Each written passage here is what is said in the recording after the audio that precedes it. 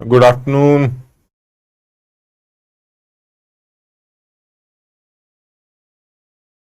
आनंद, Arijit, Nilay, Anushka, good afternoon, good afternoon, good afternoon, good afternoon, good afternoon. वालेकुम अस्सलाम, प्रणाम, नमस्ते। मैं एकदम फिट हूं। Welcome back.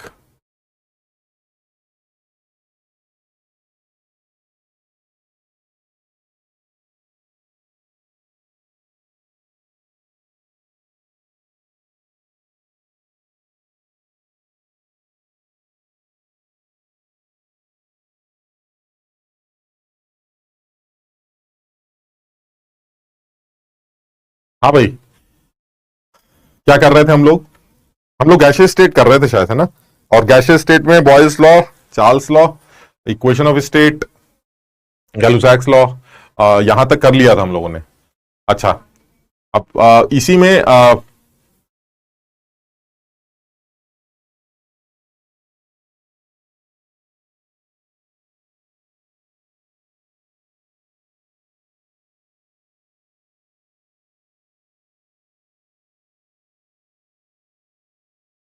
ठीक है, थोड़ा सा आगे बढ़ते हैं। तो अब जो है थोड़ा सा और आगे बढ़ते हैं, है ना? तो जो लॉज हमने किए हैं उन्हीं में कुछ और एक आध चीजें और ऐड करते हैं। लेकिन उससे पहले एक कोई लॉ तो नहीं बोलेंगे इसको, लेकिन एक इंपॉर्टेंट पॉइंट है जो डिस्कस करना चाह रहे हैं। मैंने देखा है कि इस तरह के सवाल भी देखने को मिलते हैं जिसमें एक ओपन कंटेनर को लेके कुछ सवाल बनाता है, और जब वो ओपन कंटेनर को लेके सवाल बनाता है तो उस केस में कुछ एक पर्टिकुलर चीज है जिसका ध्यान रखना पड़ता है। अब जैसे मान लीजिए कोई सवाल एक करते हैं, एक सवाल से स्टार्ट कर लेते हैं ताकि एक फ्लो बन जाए। मान लीजिए एक सवाल दिया जाए, ये एक ओपन कंटेनर है और इस ओपन कंटेनर के अंदर आपने गैस भर रखी 300 डिग्री के केल्विन पर, 300 केल्विन पर आपने गैस भर रखी। वो कह रहा है कि इस कंटेनर को कितना हीट करें, आप ध्यान से देखो सवाल को, कि कितना हीट करें कि जो गैस बाहर निकल जाए वो 2/3 हो इनिशियल अमाउंट के। इसको समझ लो, एक हमारे पास ओपन कंटेनर है और इसके अंदर गैस भरी हुई है 300 केल्विन पर। अब सवाल यह है कि मैं इस कंटेनर को हीट करूंगा, तो जब मैं इस कंटेनर को हीट करूंगा, हाँ द्रोणा 2 से कवर कर लेना, ठीक है, अगर बैकलॉग है एटॉमिक स्ट्रक्चर का।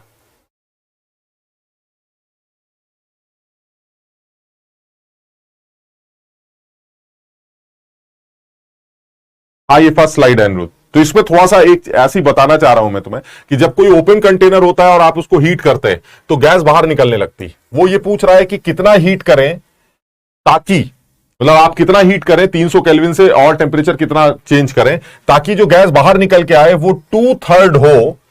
पहला सवाल यह है, amount of gas initially present in the container, यानी जितना गैस का इनिशियल अमाउंट प्रेजेंट था उसका 2/3 वो बाहर निकल जाए, तो उसको कितना हीट करेंगे, ये सवाल आता। तो कैसे किया जाए ये सोचा जाए। फिर वो पूछ रहा है कि भाई अब दूसरा सवाल बनाया कि मैं कितना हीट करूं ताकि 2/3 जो गैस बाहर निकल के आ रही है वो बची हुई गैस का 2/3 हो, यानी amount of gas finally remaining in the container. यानी दो सवाल हैं अलग अलग, आपको दोनों अलग अलग टेम्परेचर बताने हैं, एक यहां का भी टेम्परेचर बताना है और एक यहां का भी टेम्परेचर बताना है। यानी पहला सवाल यह है कि अगर मैं 2/3 गैस को बाहर निकालना चाहता हूं इनिशियल अमाउंट के, तो कितना हीट करूं, और दूसरा सवाल यह है कि अगर मैं 2/3 गैस बाहर निकालना चाहता हूं जो अभी बची हुई है उसकी, तो कितना हीट करूं। तो ये दो तरह के सवाल।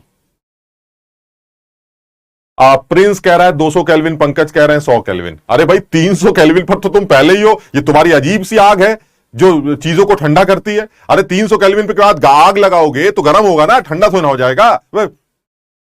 प्रिंस आज बारिश हो रही है, हम समझ रहे हैं दोस्त, इसी वजह से दिक्कत हो रही।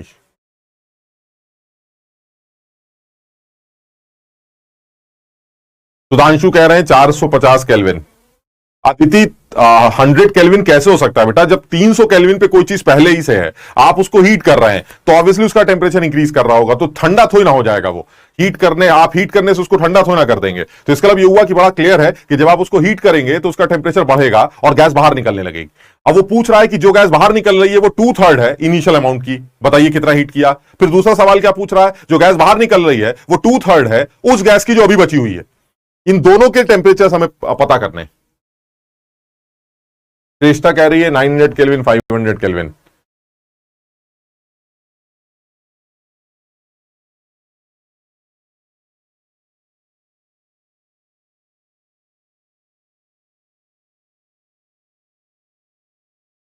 बताओ,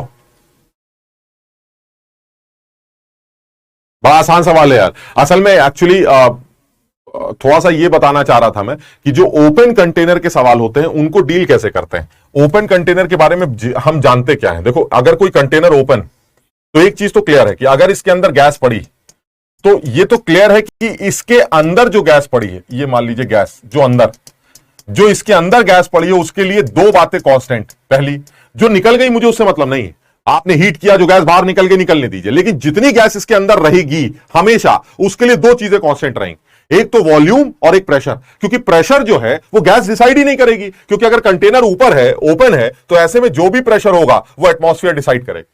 यानी ओपन कंटेनर का जो सवाल है उसको सिर्फ एक ही चीज से डील करना है, वो मैं तुम्हें बताना चाह रहा हूं। कुछ लोगों को पता है, जिन लोगों को नहीं पता है वो सुन ले इस बात को कि अगर ओपन कंटेनर का सवाल आता है तो ओपन कंटेनर में जो भी गैस होती है, चाहे वो निकलने के बाद बची हो, यानी जो गैस कंटेनर के अंदर है उसकी बात कर रहा हूं, उस गैस के लिए दो बातें फिक्स हैं। उसका वॉल्यूम हमेशा कंटेनर डिसाइड करेगा और उसका प्रेशर हमेशा एटमॉस्फेयर डिसाइड करेगा, और वो तो हमेशा फिक्स रहेगा। चाहे गैस का कुछ हिस्सा अगर बाहर भी निकल जाए तो भी जो गैस अंदर बची हुई है उसका जो वॉल्यूम होगा वो कंटेनर के बराबर होगा, और उसका जो प्रेशर होगा वो एटमॉस्फेयर डिसाइड करेगा। यानी ओपन कंटेनर के लिए दो चीजें हमेशा फिक्स रहती हैं, और वो क्या चीजें हैं? एक उस गैस का वॉल्यूम जो कंटेनर के अंदर पड़ी है, और दूसरा प्रेशर जो एटमॉस्फेयर डिसाइड करेगा, गैस डिसाइड नहीं करेगी। यानी if the container is open, the pressure will be decided by the atmosphere and the volume will be decided by the container, and both the things are fix. ये बिल्कुल clear हो गया।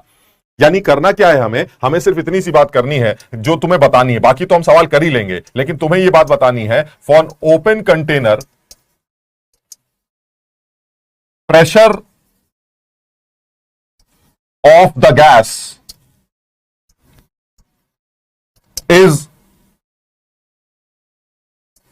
decided by the atmosphere.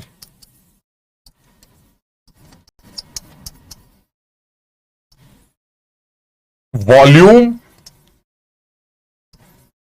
of the gas inside the container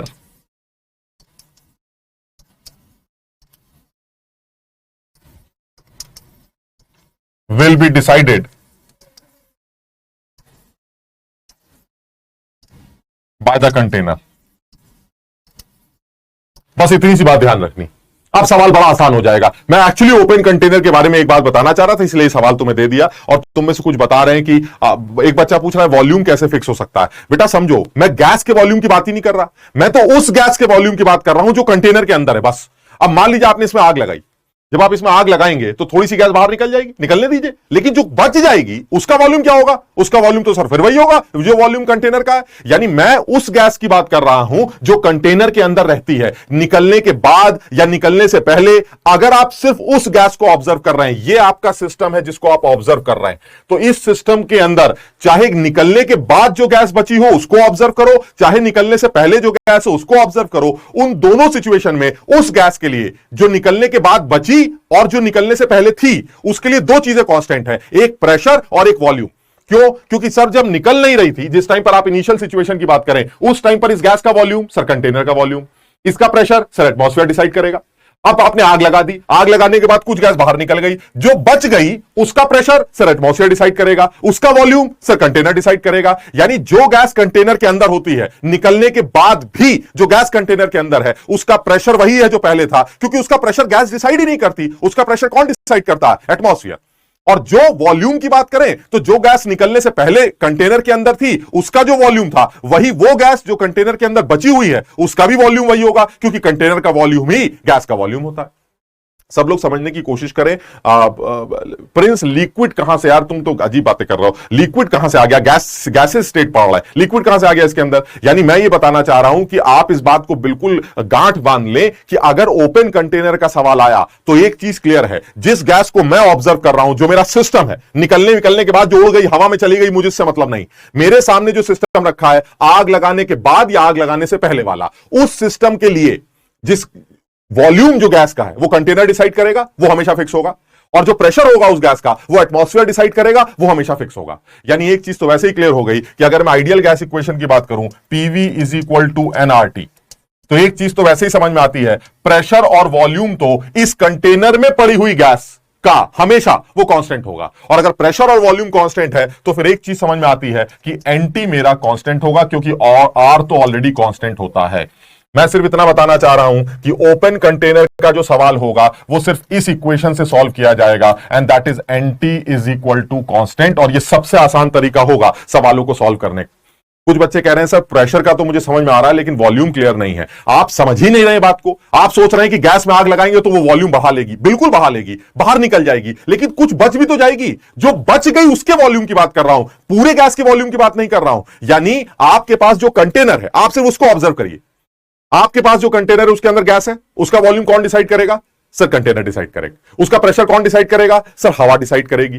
बात खत्म हो गई। अब आप आग लगा दीजिए, आग लगाने के बाद कुछ गैस बाहर निकल जाएगी, निकलने दीजिए। अब जो बच गई उसका वॉल्यूम कौन डिसाइड करेगा? सर कंटेनर डिसाइड करेगा। उसका प्रेशर कौन डिसाइड करेगा? सर एटमॉस्फेयर डिसाइड करेगा। यानी जब दोनों सूरतों में वॉल्यूम कंटेनर डिसाइड करता है और वॉल्यूम और प्रेशर एटमॉस्फेयर डिसाइड करता है, तो जो गैस कंटेनर के अंदर है, चाहे वो कम हो चाहे वो ज्यादा हो, उसका प्रेशर और वॉल्यूम तो हमेशा फिक्स होगा। और अगर उसका प्रेशर वॉल्यूम हमेशा फिक्स है तो इसका मतलब एनटी कांस्टेंट होगा, और एनटी कांस्टेंट होते ही एक चीज समझ में आती है, N1T1 बराबर N2T2 के बराबर होगा। आप जैसे ही N1T1 और N2T2 को आपस में इक्वेट करेंगे, आप इस तरह के सवालों में जिसमें कंटेनर ओपन दे रखा है, आप कुछ भी कैलकुलेट कर सकते हैं। सब लोगों की ये बात समझ में आ गया? कुछ लोग बता रहे हैं ये शायद डीपीपी में भी सवाल भी था।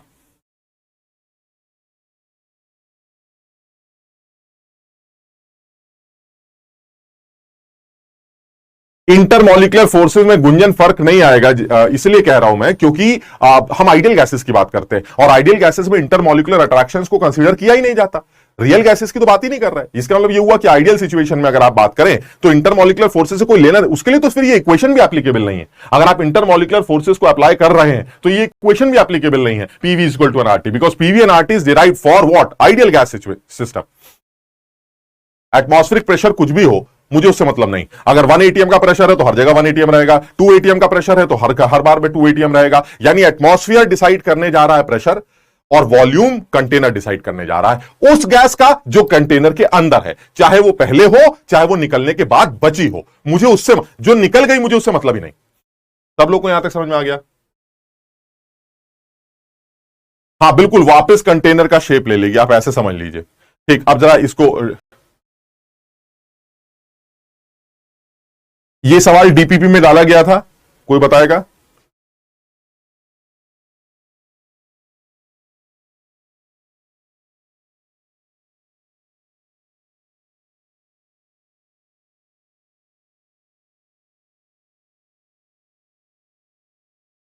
हाँ ये सही कह रहे हो।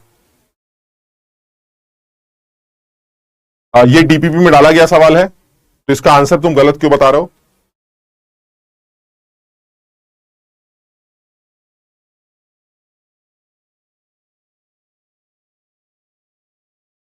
ठीक है, तो अब इसको जरा सॉल्व कर लेते हैं, अब इसका आंसर निकाल लेते हैं। अब तो इसमें कुछ करना ही नहीं है। आप पहला सवाल देख लीजिए, पहला पार्ट क्या कह रहा है। पहला पार्ट ये कह रहा है कि भाई ऐसा है कि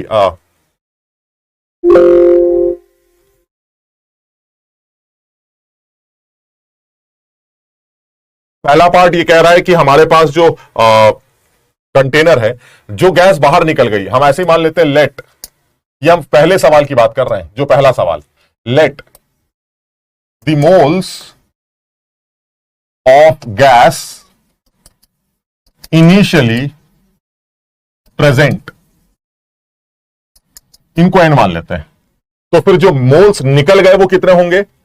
मोल्स लेफ्ट कितने होंगे? जो गैस निकल रही है वो 2/3 है इनिशियल की, तो कितने मोल्स निकल गए? 2/3 है। तो फिर बचे कितने मोल्स लेफ्ट हैं?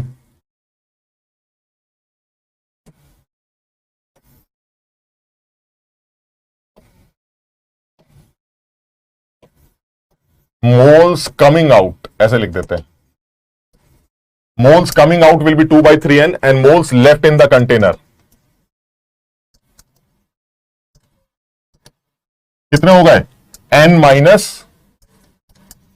है। बस खत्म हो गया। अब आप हमने सीधी इक्वेशन लगा दी, N1T1 is equal to N2T2। N1 कितना है सर, N है। टेम्परेचर कितना दे रखा है, 300 दे रखा है। बात के मोल्स जो कंटेनर के अंदर पड़े हैं वो कितने हैं सर, N/3। और तब आपका टेम्परेचर क्या होगा सर, तब T होगा। N से N कैंसिल हो जाएगा और T की वैल्यू 900 केल्विन आ जाएगी। ये पहला पार्ट हो गया।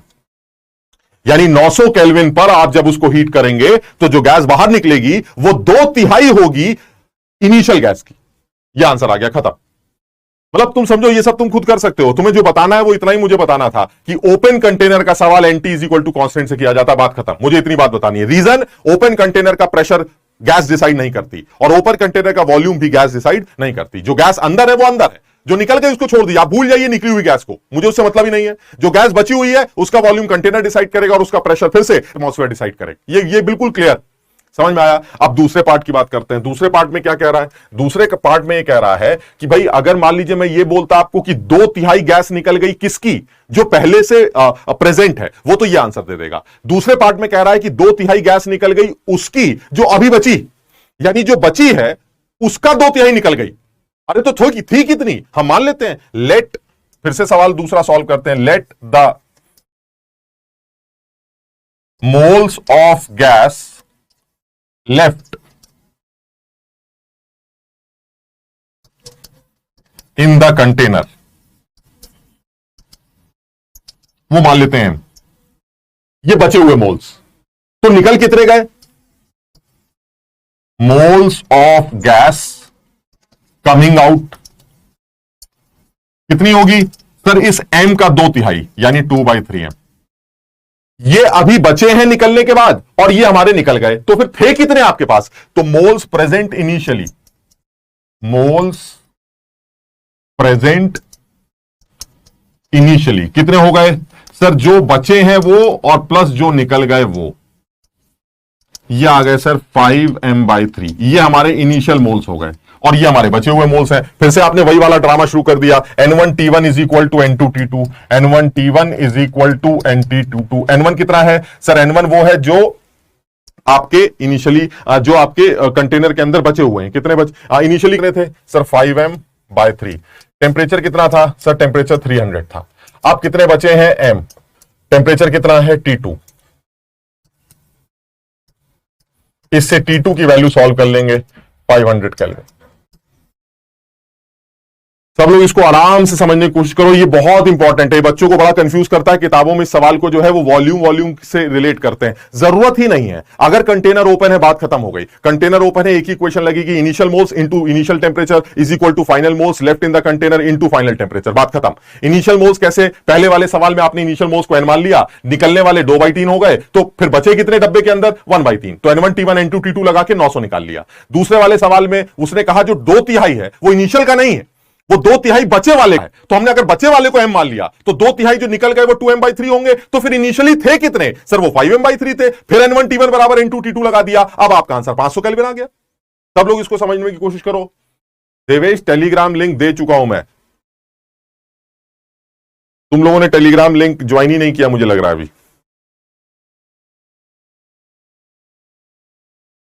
आदिल, क्वेश्चन की लैंग्वेज बहुत सिंपल है। क्वेश्चन ये कह रहा है कि मेरे पास एक कंटेनर है जिसके अंदर एक गैस पड़ी है 300 केल्विन पर, ओपन कंटेनर, ठीक। अब आप इसको कितना हीट करें ताकि 2/3 गैस निकल जाए, पहला सवाल है ये, 2/3 गैस निकल जाए जितनी इनिशियल थी उसकी, ठीक। दूसरा सवाल क्या है, कितना हीट करूं ताकि 2/3 गैस निकल जाए जितनी बची है उसकी। ये दो तरह के सवाल हैं। तो एक केस में आपने पहला पार्ट लिया और दूसरे केस में बचे हुए को m मान लिया और उसका 2/3 उड़ा दिया, यानी 2m/3। तो फिर इनिशियली थे कितने निकलने से पहले, इन दोनों को जोड़ दिया, ये बचा हुआ है, ये निकल चुका है, तो दोनों को जोड़कर आपने इनिशियल मोल्स निकाल लिए। अब N1T1 बराबर N2T2 लगाकर आपने नया टेम्परेचर कैलकुलेट कर लिया।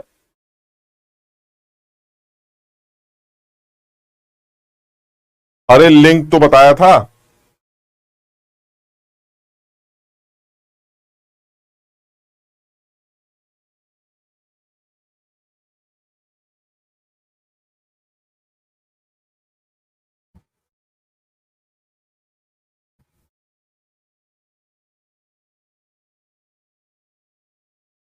द्रोना फैजल सर।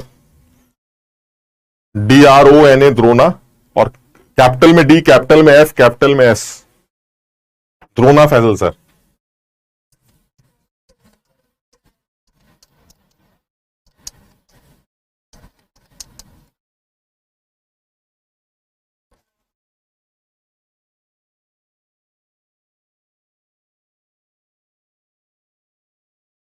समझ में आ गया सबके? आगे बढ़े भाई।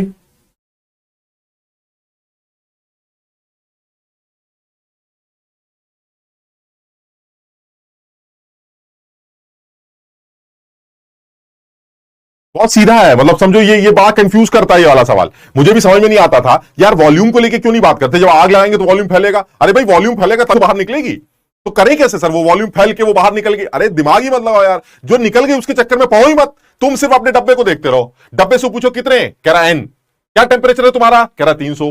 अब कितने हैं तुम्हारे पास, n/3। अब तुम्हारा टेम्परेचर क्या है, 900। फिर दूसरा सवाल आया, डब्बे से पूछा कितने हो तुम, कह रहा 5m/3। टेम्परेचर क्या था, 300। अब कितने हो तुम, m। अब तुम्हारा टेम्परेचर क्या है, 500। आ गया आंसर। यानी सवाल की लैंग्वेज वाकई में इंटरेस्टिंग है। वो ये कह रहा है कि बच्चों को यहां कंफ्यूजन आता है, इस लैंग्वेज में कंफ्यूजन आता है, इस लैंग्वेज में कंफ्यूजन आता है कि सर ये जो 2/3 है इसका मतलब क्या है। 2/3 ऑफ व्हाट, 2/3 ऑफ पहला सवाल amount of gas initially present, तो हमने इनिशियल प्रेजेंट वाले को एन मान लिया। फिर दूसरा सवाल 2/3 of left in the container after निकलने के बाद, समझ रहे हो बात को? यानी 2/3 left amount of gas finally remaining in the container, यानी जो गैस रिमेनिंग है उसका 2/3 निकल गया। तो रिमेनिंग वाले को अगर एम मान ले तो उसका 2/3 उड़ा दो, तो उन दोनों को जोड़कर आपको इनिशियल गैस के मोल्स मिल जाएंगे 5m/3।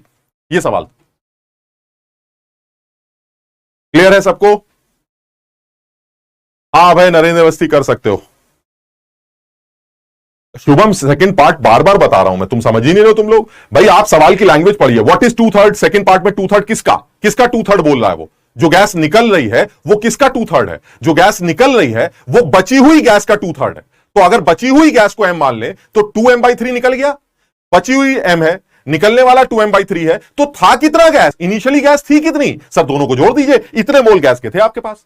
अब आप इसको n1 मान लीजिए, T1 300 दे रखा है, तो N1 T1 बराबर ये बची हुई गैस है N2 T2, क्योंकि मुझे तो बची हुई गैस से मतलब है, जो निकल गई निकल गई। तो आपने मस्त टेंपरेचर नया, यानी 500 केल्विन तक हीट करोगे तो जो गैस निकलेगी वो 2/3 होगी बची हुई गैस की, और अगर 900 केल्विन तक हीट करोगे तो जो गैस निकलेगी वो 1/3 होगी, नहीं 2/3 होगी इनिशियली प्रेजेंट गैस की।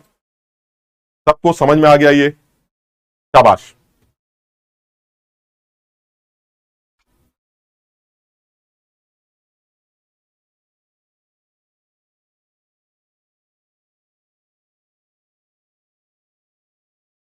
यार यही लिंक है, अब और कौन सा लिंक होता है?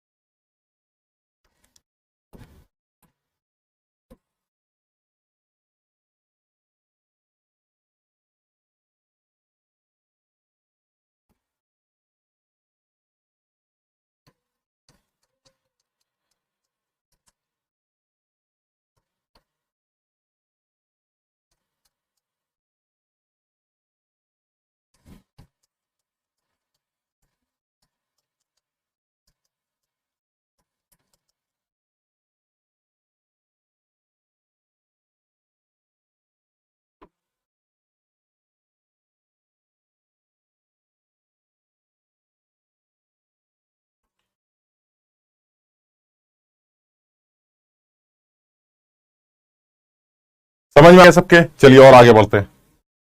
अब एक सवाल और करते हैं जरा जल्दी से, आप इसको जरा जल्दी से समझ के देखो ताकि आगे बढ़े। बहुत आसान सा सवाल, बड़ा सीधा सवाल। और इसमें भी तुम्हें क्या बताना चाह रहा हूं मैं, यहां पर भी तुम्हें एक चीज बताना चाह रहा हूं कि जब भी ये कनेक्टिंग बल्ब्स के सवाल आते हैं, तुम्हें देखोगे बहुत सारे सवाल उसमें आते हैं। तो जब आप कनेक्टिंग बल्ब वाला सवाल करते हैं तो इन कनेक्टिंग बल्ब वाले सवालों में एक चीज का ध्यान दिया जाता है, और वो ये है कि कुछ भी कर लो, गैस के मोल्स हमेशा फिक्स रहेंगे। बस एक ही चीज का ध्यान देना है, गैस के जो फाइनल मोल्स होंगे और जो गैस के इनिशियल मोल्स होंगे वो सारे कंटेनर में मिला के सेम ही रहेंगे, क्योंकि गैस इधर उधर भागेगी लेकिन मोल्स चेंज नहीं होंगे। इसको इस तरह से सॉल्व कर लेंगे। यानी यहां पर देखो क्या कह रहा है, यहां पर वो कह रहा है कि भाई मेरे पास जो दो बल्ब हैं उनके बारे में बताया गया है, एक का टेम्परेचर T1 है, एक का T1 है, प्रेशर PI है, वॉल्यूम VI है। ये प्रेशर दे रखा है इसका PI, ये वॉल्यूम है V, इसका भी प्रेशर इनिशियल PI दे रखा है और वॉल्यूम V। इस बार जब आप इसको सेकेंड वाले कंटेनर को हीट करके T2 तक पहुंचा देंगे तो जो फाइनल प्रेशर होगा वो PF होगा और वॉल्यूम V होगा। इसका जो फाइनल प्रेशर होगा वो PF होगा और वॉल्यूम V होगा। ये T2 टेम्परेचर तक हीट किया गया है। आपसे पूछा जा रहा है कि मुझे फाइनल प्रेशर को इनके सारे टर्म्स में बताइए। बहुत आसान सवाल है, मैं एक बार अपने हिसाब से बना के दिखा देता हूं। यानी आपके पास एक कंटेनर है, उस कंटेनर को ज्वाइन किया दूसरे कंटेनर के साथ, इस कंटेनर के बारे में बताया कि इसका प्रेशर PI है, वॉल्यूम V है, इसका प्रेशर भी PI है, वॉल्यूम V। ठीक, इन दोनों का टेम्परेचर T1 लिया गया है, ये भी T1 है और ये भी T1। ये पहली सिचुएशन। उसके बाद इसका टेम्परेचर बढ़ाकर T2 कर दिया। यानी इसके बाद जो सिचुएशन है वो ये है कि ये कंटेनर है, ये आपस में जुड़े हुए हैं, इसका इनिशियल फाइनल प्रेशर PF हो गया, वॉल्यूम तो V ही रहेगा, इसका फाइनल प्रेशर PF हो गया, वॉल्यूम V ही रहेगा। फर्क सिर्फ इतना है, इसके टेम्परेचर को T1 छोड़ दिया लेकिन इसको बढ़ाकर T2 कर दिया। अब वो ये जानना चाहता है कि ये बताइए भाई इन दोनों केसेस में फाइनल प्रेशर जो होगा वो कैसे लिंक किया जाए। बड़ा आसान है, आप मोल्स को कैलकुलेट कर लीजिए, मोल्स को इक्वेट कर दीजिए। भाई पहले यहां और यहां जो भी मोल्स हैं वो आपके टोटल मोल्स होंगे, तो इस कंटेनर का जो टोटल मोल है और इस कंटेनर का टोटल मोल है वो निकाल लेते हैं। फर्स्ट कंटेनर के अंदर जो मोल्स होंगे PV is equal to NRT से, वो होंगे PI V बाय RT1। दूसरे वाले कंटेनर के अंदर कितने मोल्स होंगे, PI V अपॉन RT1। ये दोनों कंटेनर के मोल्स हो गए। और जब दोनों जुड़ जाएंगे और दोनों का फाइनल प्रेशर PF हो जाएगा, इसका टेम्परेचर T2 हो जाएगा, उस टाइम पर टोटल मोल्स कितने होंगे वो कैलकुलेट कर लीजिए। और जैसे ही आप वो टोटल मोल्स निकालेंगे आपको टोटल मोल्स अपने आप समझ आ जाएगा। एक बार इसको करके देखो जरा सब लोग, इस सवाल को अपने आप करके देखो।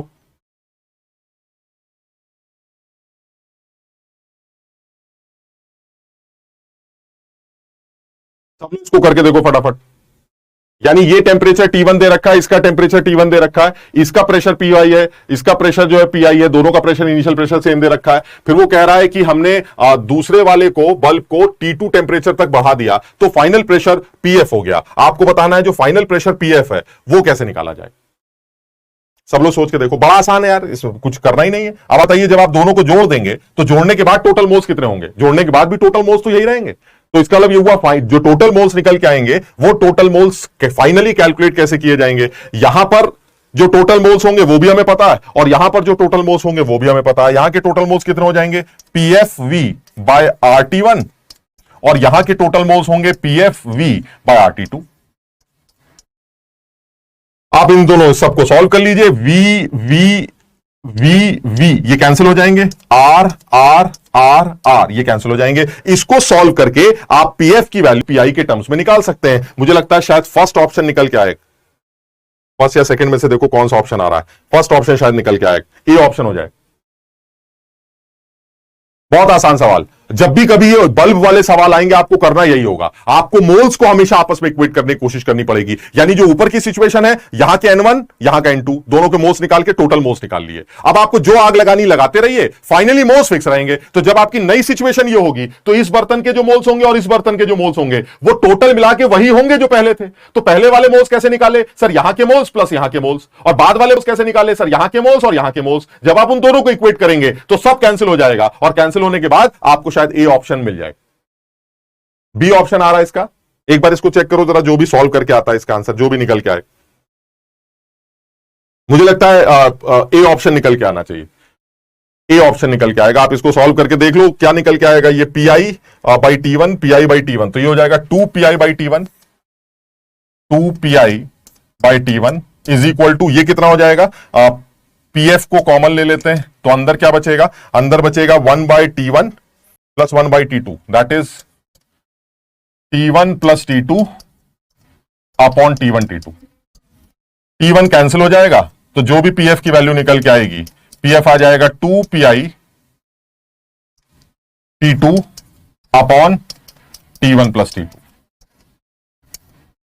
आप देख लीजिए कौन सा ऑप्शन बन रहा है पीएफ का। मुझे लग रहा है कि इस केस में जो आंसर बनना चाहिए वो ए बनना चाहिए, 2pi T2 upon T1 plus T2। बहुत आसान सवाल, लेकिन पर्पस ये नहीं है, सवाल करना पर्पस नहीं है। या आईटी में पूछा गया सवाल था, सीधा सा सवाल पूछा, पर्पस ये नहीं था। पर्पस ये था कि जब दो बल्ब जुड़ेंगे तो आप हमेशा का ध्यान रखिएगा, बल्ब वाले सवालों में आप हमेशा मोल से अप्रोच करिएगा। मैंने इसलिए तुमको दो अलग अलग केस बताए, एक ओपन कंटेनर का, वो NT is equal to constant से सॉल्व होगा, और जब आप बल्ब के सवाल करेंगे तो आप समझ लीजिए बल्ब का सवाल तो एक ही मेथड से सॉल्व होना है, and that is number of moles. आप इनिशियल मोल्स को फाइनल मोल्स से इक्वेट करिए, जो भी अननोन होगा वो अपने आप निकल आएगा, इसमें दिमाग ही नहीं लगाना पड़ेगा आपको। बिल्कुल याद कर लो, किताबों में अजीब तरह से वॉल्यूम को लेकर पता नहीं क्या क्या लेके सॉल्व करते हैं, इतना दिमाग ही नहीं लगाना यार। आपको मोल्स दिए जाएंगे, कैसे सर, इसका प्रेशर, इसका वॉल्यूम, इसका टेम्परेचर पता है, मोल्स आ गए, इसका प्रेशर, इसका वॉल्यूम, इसका टेम्परेचर पता है, मोल्स आ गए। सर टोटल मोल्स जोड़ दिए, ये आ गए टोटल मोल्स, ये इनिशियल मोल्स हो गए टोटल। अब बाद में इसका प्रेशर, इसका वॉल्यूम, इसका टेम्परेचर गिवन है, इसका प्रेशर, इसका वॉल्यूम, इसका टेम्परेचर गिवन है, तो सर फिर मैंने बाद में टोटल मोल्स निकाल लिए, लेकिन मोल्स तो फिक्स ही रहेंगे, तो मैंने इधर के मोल्स को उधर के मोल्स से इक्वेट कर दिया, जो आंसर आया वो अपना टिक कर दिया, खत्म हो गया। समझ में आ गया सबके?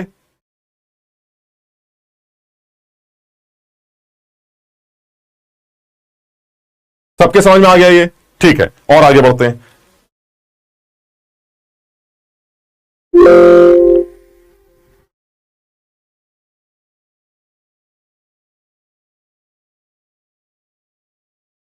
देखो जरा जल्दी से इसका आंसर निकाल के दिखाओ, फटाक से निकालना, एकदम टाइम मत बर्बाद करना, फटाफट एकदम।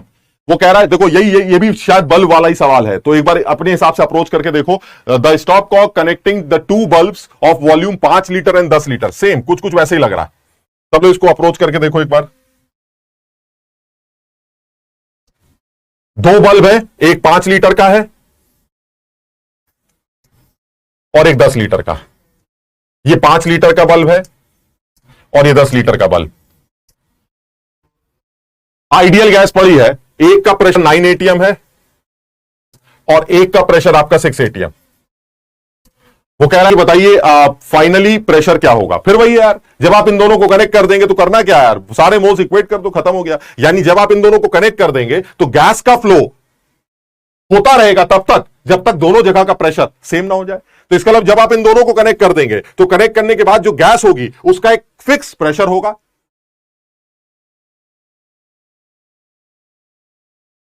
समझ में आया? उसका एक फिक्स प्रेशर होगा और उस फिक्स प्रेशर को यूज करके आप फाइनली प्रेशर कैलकुलेट कर सकते हैं। कैसे करेंगे बताओ जरा। फिर वही है, पहले वाले मोल्स कितने हैं? पहले वाले मोल्स हो गए P V by R T, P into V by R T, plus दूसरे वाले मोल कितने हैं sir? P into V by R T, ये दूसरे वाले मोल हो गए। अब फाइनल प्रेशर आपका पी हो जाएगा, वॉल्यूम लेकिन दोनों जुड़ जाएंगे क्योंकि दोनों गैसेस कनेक्ट है। तो अब गैस के लिए टोटल वॉल्यूम कितना है? 15, तो P into V by R T, खत्म हो गया। आर टी कैंसिल हो गया, इससे ये कितना आया?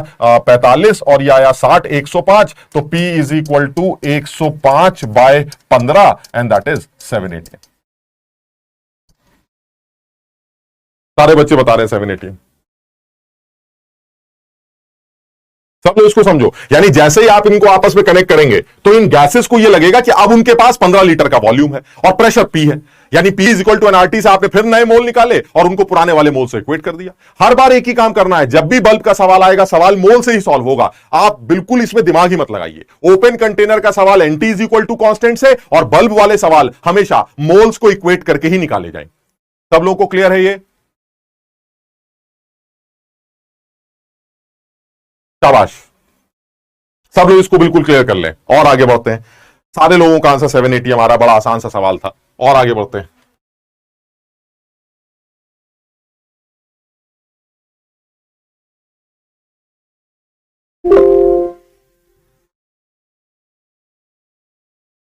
अब एक लॉ फटाफट इसको भी खत्म कर लेते हैं, and that is Dalton's partial pressure law.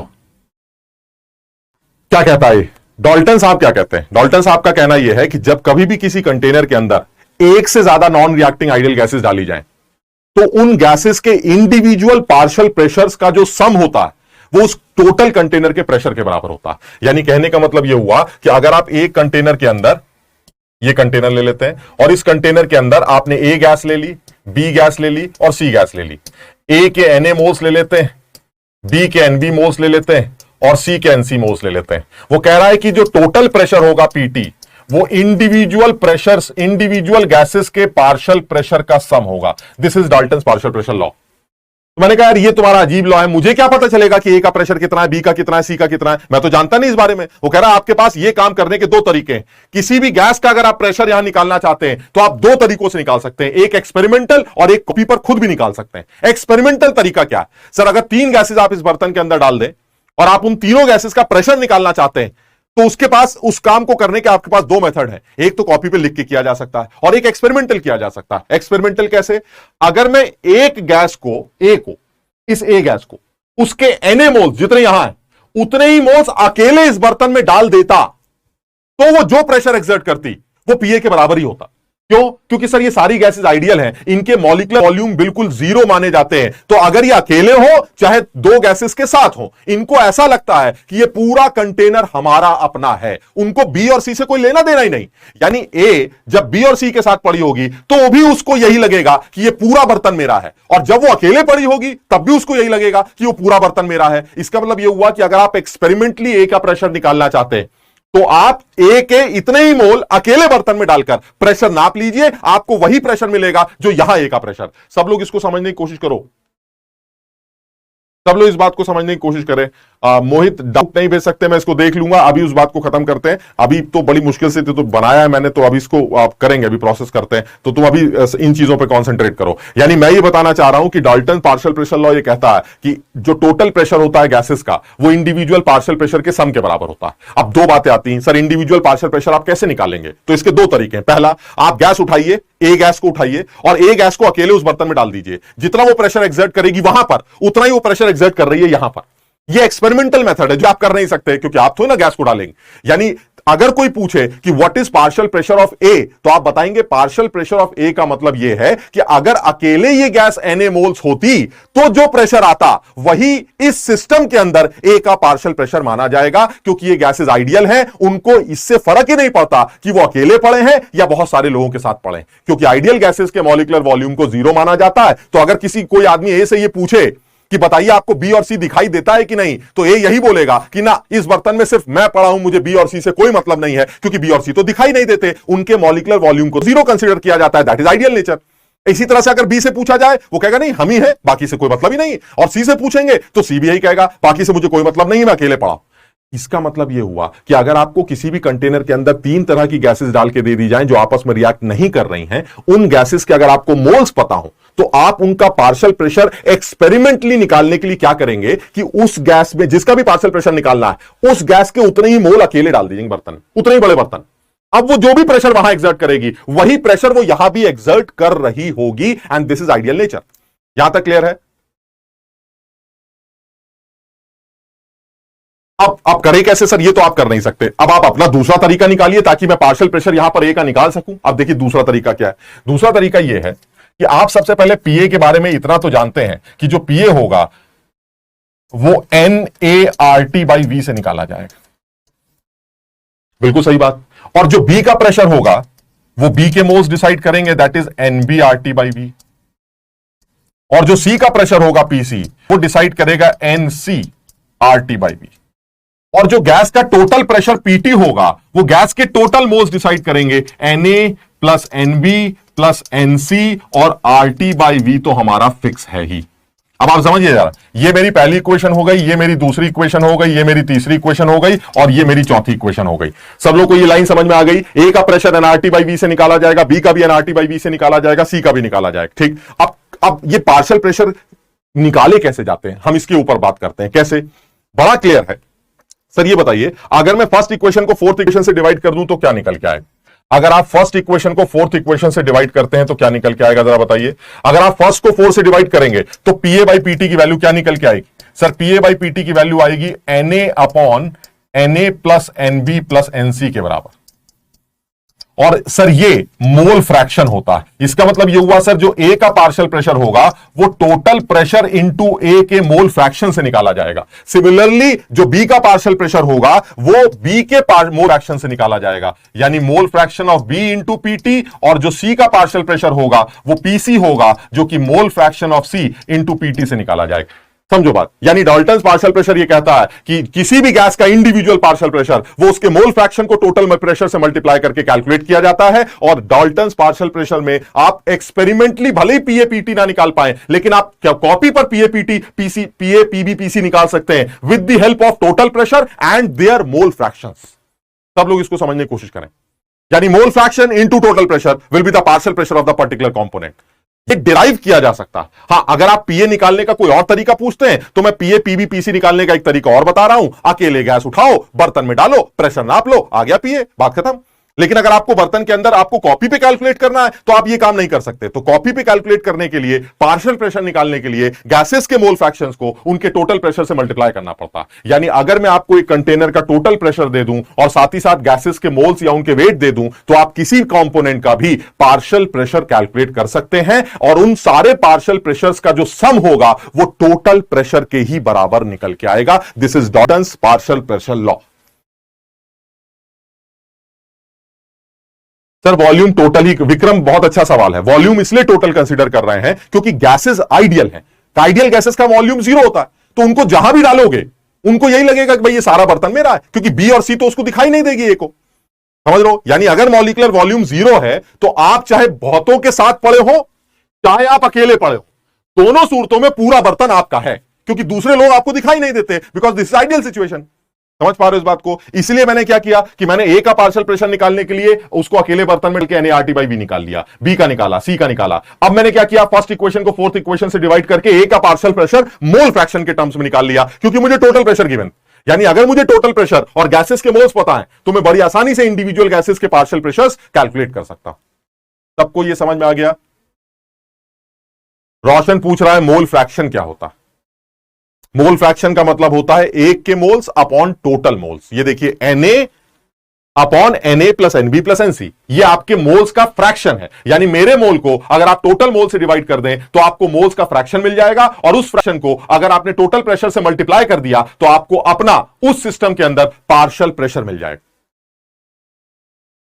यहां तक सबके समझ में आ गया भाई? सब लोग समझने की कोशिश करो, बहुत आसान आसान सी बातें कर रहे हैं, इसमें बेकार का टाइम बर्बाद मत करवाओ। ठीक है, आगे बढ़ते हैं। अब जरा इसी के ऊपर एक छोटा सवाल कर लेते हैं फटाक से, ताकि बात समझ में आ जाए। जल्दी से बताओ, a mixture of 2 moles of hydrogen, बिल्कुल एकदम 1 सेकंड का, एकदम कुछ लेवल ही नहीं है, एकदम आसान सा सवाल। 2 मोल हाइड्रोजन के हैं, 3 मोल अमोनिया के हैं, 4 मोल CO2 के हैं और 5 मोल नाइट्रोजन के हैं। वो कह रहा है total pressure 800 torr. Total pressure 800 torr. आपको बताना है इंडिविजुअल पार्शियल प्रेशर्स क्या है। अरे जब सबके मोल दे दिए तो सबके मोल फ्रैक्शंस आ जाएंगे, और जब सबके मोल फ्रैक्शंस आ जाएंगे तो टोटल प्रेशर से मल्टीप्लाई करके आप इंडिविजुअल पार्शियल प्रेशर्स खेलते रहिएगा। इसमें क्या है?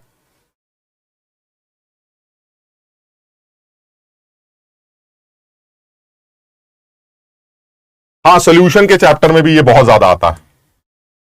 यानी मोल फ्रैक्शन निकाल लेते सबसे पहले। हाइड्रोजन का कितना होगा मोल फ्रैक्शन? हाइड्रोजन का मोल फ्रैक्शन होगा 2/2 प्लस 3 प्लस 4 प्लस 5। कितना आ जाएगा? 2/3 2 6 4 10 15। ये आपका मोल फ्रैक्शन। तो फिर पार्शियल प्रेशर कितना होगा हाइड्रोजन का? पार्शियल प्रेशर होगा मोल fraction of hydrogen into total pressure. Mole fraction है 2/15 और टोटल प्रेशर दे रखा है 800। ये आपका आंसर आ जाएगा। इसी तरह से अगर पार्शियल प्रेशर ऑफ आपको किसी और गैस का निकालना है, मान लीजिए अमोनिया का निकालना है, तो अमोनिया का मोल फ्रैक्शन कैसे निकालेंगे? अमोनिया का मोल fraction into total pressure, and ammonia का मोल फ्रैक्शन विल बी कितना है? 3/15 इनटू टोटल प्रेशर कितना है? 800। ये अमोनिया का आ जाएगा। आप किसी का भी कैलकुलेट कर सकते हैं, आपको सिर्फ मोल फ्रैक्शंस का आइडिया होना चाहिए, और वो मोल फ्रैक्शन को टोटल प्रेशर से मल्टीप्लाई करके आप पार्शियल प्रेशर कैलकुलेट कर सकते हैं।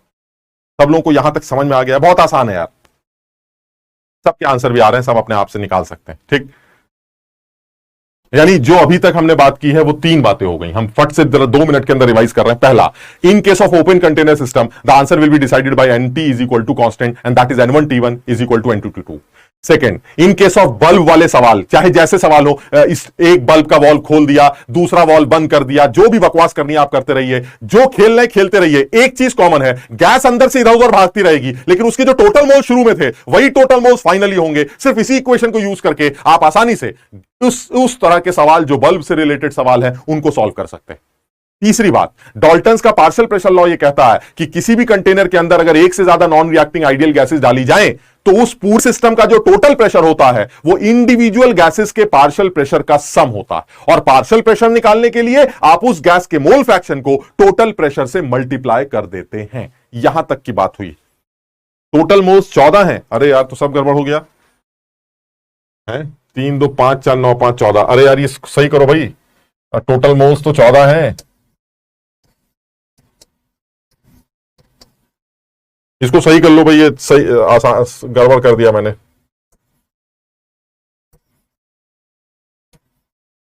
ये 14 से कैलकुलेट होगा भाई, सही तो बात है। 2/14।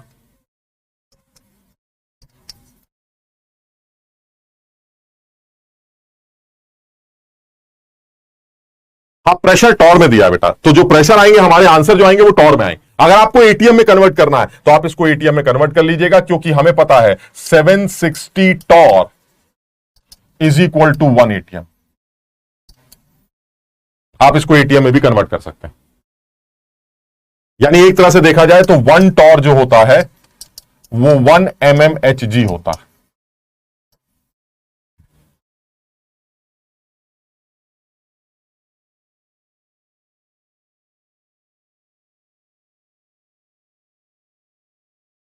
कुलदीप कह रहा कोई बात नहीं, से गलती होती है, इस बार आपको माफ कर देते हैं। थैंक यू कुलदीप, अगर तुम मुझे माफ नहीं करते तो पता नहीं मेरा क्या होता। ठीक है, अब जो भी कैलकुलेट करेंगे कर लेंगे। अब आते हैं भाई इंपॉर्टेंट पॉइंट पे आ रहे हैं, अब जरा सब लोग ध्यान देंगे।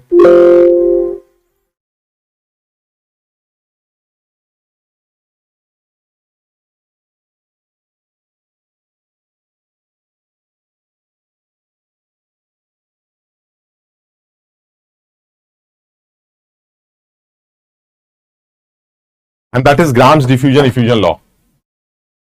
ये इंपॉर्टेंट है, आईआईटी में बहुत ज्यादा सवाल पूछे जाते हैं ग्राम्स पर। मुझे ऐसा लगता है कि गैस लॉस पर एक कॉमन सवाल पीवीएनआरटी के ऊपर तो बनता है, ठीक। और उसके अलावा उससे हटकर अगर बात करें तो ग्राम्स लॉ को भी सवाल बनाते हैं, क्योंकि ग्राम्स लॉ के अंदर भी वो पीवीएनआरटी वाले पोर्शंस इंक्लूड कर दिए जाते हैं। यानी ग्राम्स लॉ हमारे लिए बहुत इंपॉर्टेंट। कहता क्या है ये डिफ्यूजन इफ्यूजन का मतलब क्या है? पहली बात तो डिफ्यूजन किसे कहते हैं? देखो हमारे लिए तो दोनों बातें सेम, हम ज्यादा दिमाग ही नहीं लगाएंगे, लेकिन फिर भी दोनों की डेफिनेशन में अंतर है। डिफ्यूजन का मतलब है intermixing of gases due to pressure difference, यानी प्रेशर के डिफरेंस की वजह से दो गैसेस का आपस में मिक्स होना, उसे आप डिफ्यूजन बोलते हैं। इफ्यूजन किसे कहते हैं? किसी छोटे से ओरिफिस में से गैस का निकलना, उसे बोलते हैं इफ्यूजन। हमारे लिए दोनों बातें सेम है, क्योंकि एक तरह से देखा जाए तो छेद में से भी अगर गैस बाहर निकल रही है तो बाहर जाके मिक्स ही हो रही है। यानी चाहे आप डिफ्यूजन बोले चाहे आप इफ्यूजन बोले, दोनों बातें सेम है। लेकिन technically diffusion is intermixing of gases due to pressure difference and effusion is leakage of a gas through small orifice. अब ग्राहम साहब ने इस तरह से गैस के निकलने का या गैस के आपस में मिक्स होने के लिए जो लॉ दिया है वो क्या है? वो ये है कि ग्राहम साहब के अकॉर्डिंगली जो गैस के छेद में से बाहर निकलने का रेट होता है, यानी अगर मैं बात करूं कि मेरे पास एक कंटेनर है और मैं उस कंटेनर की बात कर रहा हूं, जैसे सपोज मेरे पास ये कंटेनर और इस कंटेनर के अंदर ये ओरिफिस, एक छोटा सा ओरिफिस कर दिया और इसके अंदर आपने गैस डाल दी, ठीक। अब आपको यह बताया जा रहा है कि ये जो गैस है, इस गैस के बाहर निकलने का जो रेट होगा, ये गैस बाहर निकल रही, इसके गैस के बाहर निकलने का रेट वो किन चीजों के ऊपर डिपेंड करता है, ठीक। तो ग्राहम साहब का मानना यह है कि जो गैस बाहर निकल रही है उसके बाहर निकलने का rate is directly proportional to, अपने आप समझना भाई, delta P. Logically it should be delta P. किताबों में इसको सिर्फ पी लिखते हैं। पी इसलिए लिखते हैं क्योंकि उनका मानना यह कि अगर यह कंटेनर वैक्यूम में रखा है तो बाहर का प्रेशर 0 होगा, तो जो भी डिफरेंस होगा वो डिफरेंस सिर्फ अंदर का प्रेशर डिसाइड करेगा। हाँ, लॉजिकली भी है, यानी गैस और बाहर के प्रेशर में जितना ज्यादा डिफरेंस होगा, गैस के बाहर निकलने का रेट उतना ही ज्यादा फास्ट माना जाए। हाँ, अगर बाहर वैक्यूम है तो that P will be delta P will be P only, यानी if vacuum outside then delta P will be pressure of gas. यानी ये तो क्लियर हो गया कि प्रेशर, मॉलिक्यूलर वेट और temperature, and this is orifice area, इस छेद का जो एरिया। यानी अगर मैं प्रेशर से रिलेट करता हूं तो एकदम साफ समझ में आता है, गैस का प्रेशर बढ़ेगा तो गैस का इफ्यूज करने का रेट बढ़ जाएगा। ठीक। दूसरी बात वो कह रहा है, ये बता सकते हैं कि आप जो गैस के बाहर निकलने का रेट है वो ओरिफिस एरिया पे कैसे डिपेंड करेगा, इस छेद के एरिया पे कैसे डिपेंड करेगा? अकल लगाओ, जरा सोच के बताना। ओरिफिस का एरिया बढ़ेगा तो क्या होगा, ओरिफिस का एरिया घटेगा तो क्या होगा? गैस के बाहर निकलने का रेट, छोटे से छेद का एरिया कम ज्यादा करने से गैस के बाहर निकलने का रेट इंक्रीज करेगा या डिक्रीज करेगा? अरे सर बड़ा लॉजिकल, इसमें क्या दिमाग लगाना है? सर बड़ा आसान है। अगर आप ओरिफिस का एरिया बढ़ाएंगे तो पर सेकंड ज्यादा मॉलिक्यूल्स बाहर निकल के आएंगे, और अगर पर सेकंड ज्यादा मॉलिक्यूल बाहर निकल के आते हैं तो उनके बाहर निकलने का रेट ऑलरेडी इंक्रीज कर जाएगा। यानी rate should be directly proportional to orifice area. तीसरी बात, क्या इस गैस का रेट मॉलिक्यूलर वेट से भी लिंक हो सकता है? हमने कहा बिल्कुल हो सकता है। इस गैस का जो रेट होगा बाहर निकलने का वो मॉलिक्यूलर वेट से भी लिंक कर सकते हैं। मोटे लोगों का बाहर निकलना सर थोड़ा मुश्किल लगता है और हल्के लोगों के बाहर निकलने का रेट वो ज्यादा लगता है। इसका मतलब ये हुआ, गैस का मॉलिक्यूलर वेट अगर ज्यादा है तो उसका बाहर निकलने का रेट कम होना चाहिए, और गैस का मॉलिक्यूलर वेट अगर कम है तो उसके बाहर निकलने का रेट ज्यादा होना चाहिए। और ऐसा ऑब्जर्व किया गया है, it is inversely proportional to molecular weight, that is root M. ये मॉलिक्यूलर वेट के इनवर्सली प्रोपोर्शनल देखने को मिलता है। और ये सारी चीजें उसी चीज से लिंक है जो तुमने पढ़ा था। ये सब बाहर निकलने के जो रेट वेट की बातें कर रहे हैं, ये काइनेटिक थ्योरी ऑफ गैसेस में तुम्हें पता चलेगा, ये सब गैसेस की वेलोसिटी से रिलेटेड है, और वेलोसिटी एम के रूट के इनवर्सली प्रोपोर्शनल होती। तो इसका मतलब ये हुआ कि ये तो कंफर्म है कि अगर आपने इसके अंदर कोई गैस भर रखी तो इस गैस के बाहर निकलने का जो रेट आएगा वो ओरिफिस एरिया के साथ डायरेक्टली लिंक होगा, प्रेशर के साथ डायरेक्टली लिंक होगा, लेकिन मॉलिक्यूलर वेट के साथ इनवर्सली लिंक होगा, and experimentally it is root M. यानी अल्टीमेटली ये रूट एम के इनवर्सली प्रोपोर्शनल होगा। हां ये सही है, मॉलिक्यूलर वेट बढ़ेगा रेट घटेगा, मॉलिक्यूलर वेट घटेगा रेट बढ़ेगा, इसमें कोई डाउट नहीं है। तो कोई पूछे कि rate is inversely proportional to molecular weight, yes it is inversely proportional to molecular weight, experimentally it will be inversely proportional to root M. Bhavesh root M मैंने बताया, ये सब वेलोसिटी से लिंक है। और अगर तुम लोग को याद हो RMS velocity, average velocity, most probable velocity, उन सब में मॉलिक्यूलर वेट रूट के अंदर ही आता है। Root 3 RT by M, root 8 RT by pi M, root 2 RT by M, उसमें रूट के अंदर एम आता है। और क्योंकि वेलोसिटी की रेट को डिसाइड करती है तो अल्टीमेटली ये सारे रूट एम के इनवर्सली प्रोपोर्शनल निकल के आते हैं। सब लोगों को यहां तक समझ में आ गया? अच्छा, अब चौथी बात करते हैं, टेम्परेचर के साथ रेट का क्या रिश्ता होना चाहिए? सोचो, अगर टेम्परेचर बढ़ाएंगे तो क्या होगा, टेम्परेचर घटाएंगे तो क्या होगा? ये बड़ा टेक्निकल है यार। टेक्निकल क्यों है? इसमें अलग अलग बातें भी होती हैं बहुत ज्यादा। टेम्परेचर के बारे में अगर मैं बात करूं तो सिर्फ टेम्परेचर को ऑब्जर्व करते हैं और किसी को ऑब्जर्व नहीं कर रहे हैं। अगर आपने गैस का टेम्परेचर बढ़ाया तो लॉजिकली तुम्हारे हिसाब से उसका रेट बढ़ना चाहिए या घटना चाहिए? सोचो सर, अगर आपने उसका टेम्परेचर बढ़ाया तो लॉजिकली उसका रेट बढ़ना चाहिए, ओरिफिस में से बाहर निकलने का रेट बढ़ना चाहिए। क्यों? क्योंकि जब आप उसका टेम्परेचर बढ़ाएंगे तो वो सब भड़बड़ाने लगेंगे मॉलिक्यूल्स ऐसे, समझ रहे हो, और भड़बड़ाने के चक्कर में वो उस छेद में से बाहर निकलने की कोशिश करेंगे। लेकिन आप खुद अकल लगाइए, किसी ओरिफिस में से छोटे से छेद में, हां अगर मान लीजिए आप इस बर्तन में बंद और आपने पूरा का पूरा छत ही उड़ा दिया, छत तोड़ दिया, अब आपके पास बाहर निकलने का जो जगह है वो बहुत बड़ी, तो जैसे ही आप आग लगाएंगे एक साथ सारे लोग बाहर निकल जाएंगे, यानी रेट बढ़ जाएगा। यानी टेम्परेचर अगर आपने बढ़ाया तो सर रेट बढ़ जाएगा, क्योंकि निकलने की जगह इतनी बड़ी है कि हम एक साथ बाहर निकल सकते हैं, एक सेकंड में पूरी गैस बाहर, तो रेट इंक्रीज कर गया। लेकिन आप सोचो, छेद में से बाहर, छोटे से ओरिफिस में से बाहर निकलने की बारी आ रही। अब आप खुद अकल लगाइए, जब आप उसका टेम्परेचर बढ़ाएंगे तो होगा क्या? जब आप उसका टेम्परेचर बढ़ाएंगे, मान लीजिए ये कंटेनर है और इस कंटेनर के अंदर आपने ये गैसेस डाल रखी हैं। अब आपने जब गैस का टेम्परेचर बढ़ाया, उसको इस ओरिफिस में से बाहर निकलना है। जब आप इसका टेम्परेचर बढ़ाएंगे तो तुम्हें नहीं लगता इस मॉलिक्यूल के अंदर जबरदस्त रैंडमनेस इंक्रीज हो जाएगी?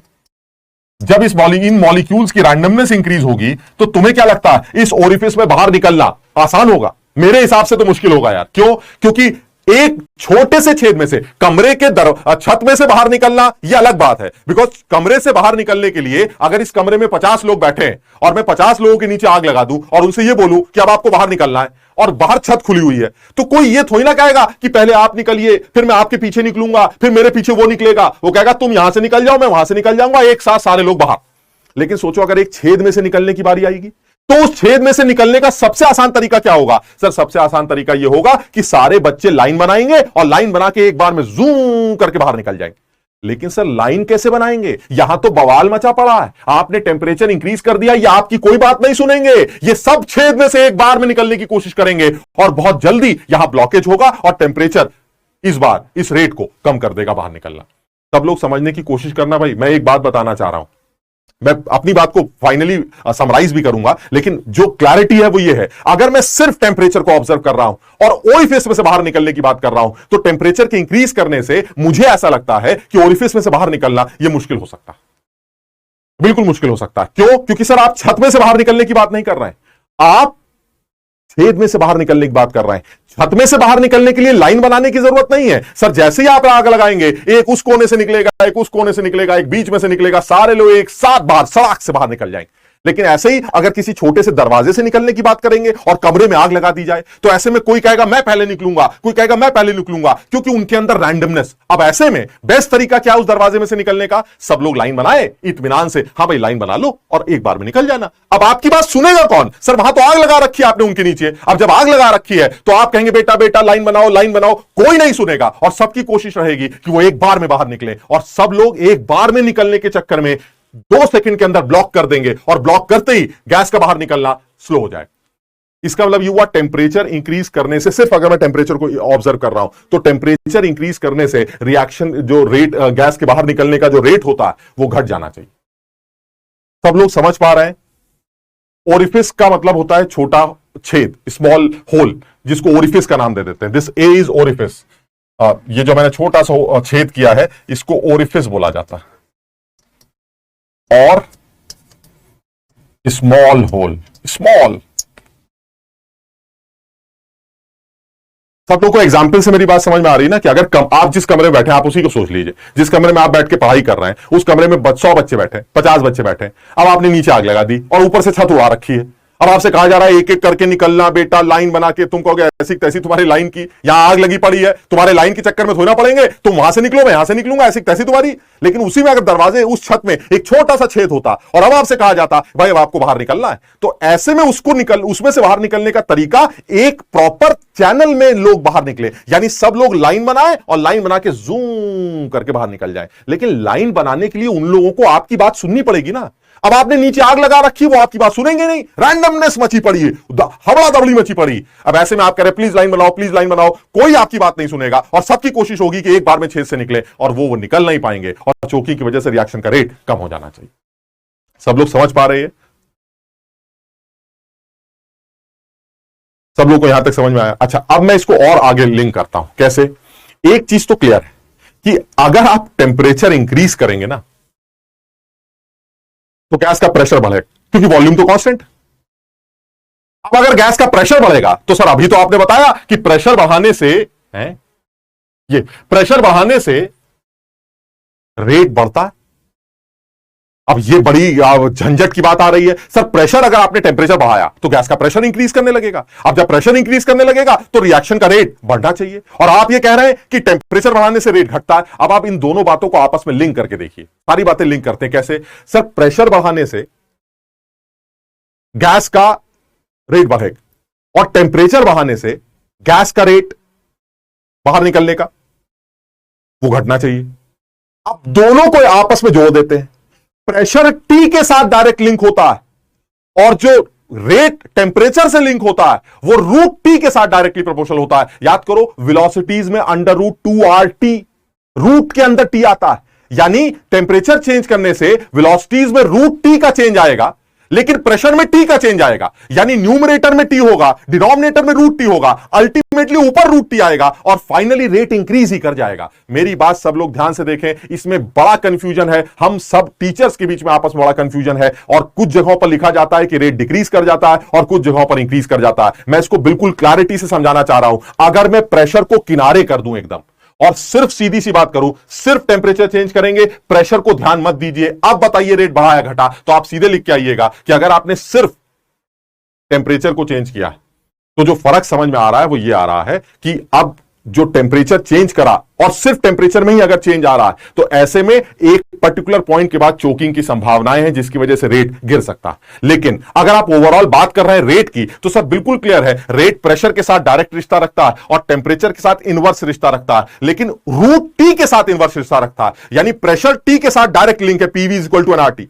और जो रेट है टेम्परेचर वाला वो वेलोसिटी जो है हमारी वो रूट टी के साथ डायरेक्टली लिंक है, यानी डिनोमिनेटर में रूट टी आने वाला और न्यूमरेटर में टी आने वाला है और इन दोनों को सॉल्व करके न्यूमरेटर में रूट टी आने वाला है। इसका मतलब टेम्परेचर बढ़ाने से रेट फाइनली इंक्रीज कर जाए।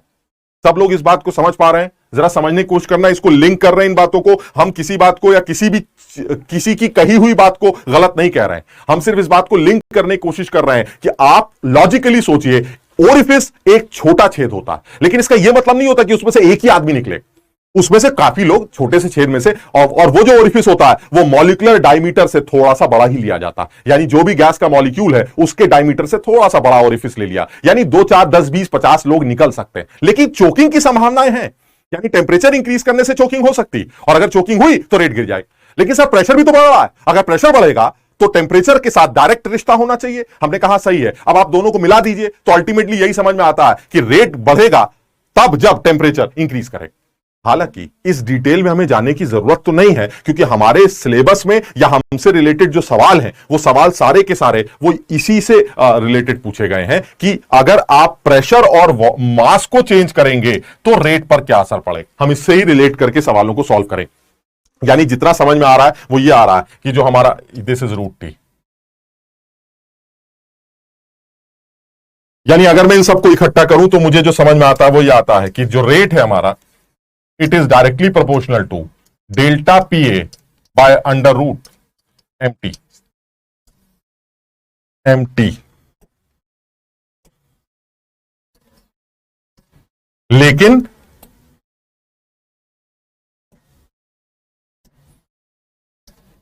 लेकिन क्योंकि प्रेशर के अंदर भी टी का टर्म है इसलिए वो रूट टी ऊपर जाके टी बन जाता है और रेट को इंक्रीज कर देता है। आप सब लोग समझ पा रहे हैं? अर्नव कह रहा है चोकिंग क्या है? चोकिंग का मतलब है चोक कर जाता है ना, जैसे फंस गया, सारे लोग फंस गए, अब बाहर ही नहीं निकल पा रहे, समझ लो ऐसे आके फंस गए, अब लोग बाहर ही नहीं निकल पा रहे तो रेट तो कम ही माना जाएगा ना, गैस बाहर ही नहीं आ रही तो रेट कम हो गया आपका। हम यही समझाना चाह रहे हैं कि आप अल्टीमेटली चाहे तो इस बात को याद कर सकते हैं कि rate is delta P A by root M T, आप बिल्कुल याद कर सकते हैं, लेकिन ओवरऑल देख के भले आपको ऐसा लगता हो कि सर टेम्परेचर बढ़ेगा तो रेट घटेगा, लेकिन एक्चुअली टेम्परेचर के बढ़ने से रेट बढ़ेगा, क्योंकि सर पी गैस का प्रेशर है और वो भी इंक्रीज करेगा क्योंकि वो टेम्परेचर के साथ डायरेक्ट लिंक लगता है, यानी P is directly proportional to T। और नीचे आ रहा है रूट टी, ऊपर आ रहा है टी, टी और रूट टी मिलकर ऊपर क्या बचेगा? रूट टी, और रूट टी की अगर ऊपर आ रहा है तो इसका मतलब टेम्परेचर बढ़ाने से ओवरऑल रेट तो इंक्रीज ही करना चाहिए। सब लोगों को समझ में आई ये बात? प्रेशर वाला तो देखो बड़ा क्लियर है यार, आप जब गैस का प्रेशर बढ़ाएंगे तो गैस के बाहर निकलने का रेट इंक्रीज ही करना चाहिए, क्योंकि वॉल्यूम बढ़ नहीं सकता, समझ रहे हैं आप? वॉल्यूम तो बढ़ नहीं सकता। अब अगर वॉल्यूम बढ़ नहीं सकता तो गैस को अपने मोल कम करने पड़ेंगे, और गैस को अपने मोल कम करने के लिए उस छेद में से बाहर निकलना पड़ेगा, तो वो गैस फौरन के फौरन बाहर निकलने की सोचेगी, जो कि डायरेक्टली लिंक लगता है कि आपका प्रेशर बढ़ेगा तो रेट इंक्रीज करेगा। मैं तो टेम्परेचर वाली बात से थोड़ा सा लिंक करना चाह रहा था कि जो टेम्परेचर है वो दो तरह से इफेक्ट डाल रहा है, एक तो टेम्परेचर के चेंज करने से इफेक्ट पड़ रहा है, और उस टेम्परेचर के चेंज करने से जो प्रेशर पर इफेक्ट पड़ रहा है, वो दोनों मिलकर ये डिसाइड कर रहे हैं कि ultimately that rate should be linked with temperature, and on increasing the temperature the rate of the reaction should increase. ये मिलकर डिसाइड कर रहा है। हाँ, दोनों इंक्रीज नहीं करेंगे बेटा, इसमें समझो ये, आप इसको बहुत डिटेल में हम नहीं लेके जाना चाह रहे हैं, बिकॉज इसमें तो काइनेटिक थ्योरी ऑफ पूरी गैसेस ही आ जाएगी। हम इसमें सिर्फ एक ही बात समझाना चाह रहे हैं कि आप ये मान के चलें कि टेम्परेचर हमें सवालों में कांस्टेंट ही दिया जाता है, हमें जो भी चेंज करने हैं वो प्रेशर और मॉलिक्यूलर वेट के साथ करने हैं। जितने भी सवाल पूछे गए या किताबों में दिखते हैं वो प्रेशर और मॉलिक्यूलर वेट के साथ ही लिंक होते हैं, इसलिए मैं सिर्फ टेम्परेचर और इस इक्वेशन को दिखाना चाह रहा था। कुछ कंफ्यूजन, इसको देखकर बहुत सारे बच्चों के अंदर ही कंफ्यूजन आता है कि सर देखिए rate is inversely proportional to temperature, जबकि वो भूल जाते हैं कि टेम्परेचर को चेंज करने से प्रेशर भी चेंज होता है, और प्रेशर टी के साथ लिंक होता है। नीचे रूट टी है, ऊपर टी है, तो अल्टीमेटली तो रूट टी बचेगा ना, यानी टेम्परेचर के साथ आप इनवर्सली लिंक नहीं है, आप टेम्परेचर के साथ डायरेक्ट रिश्ता रखते हैं। सब लोगों को समझ में आ गया? ठीक। अच्छा, अब अल्टीमेटली करना क्या है सर? ये हमें एक चीज समझ में आती है कि जो ग्राहम साहब कह के मरे हैं वो ये कह के मरे हैं कि जो गैस है अगर वो स्मॉल ओरिफिस से निकल रही है तो गैस के प्रेशर उसके रेट को डायरेक्ट रिश्ता देते हैं और गैस का मॉलिक्यूलर वेट उसके रेट को इनवर्स रिश्ता देते हैं। ये वो कह के मर गए। यानी अल्टीमेटली जो समझ में आता है, if all the parameters are constant, in that case जो हमारा पहला केस बनने जा रहा है हम वो लिखते हैं।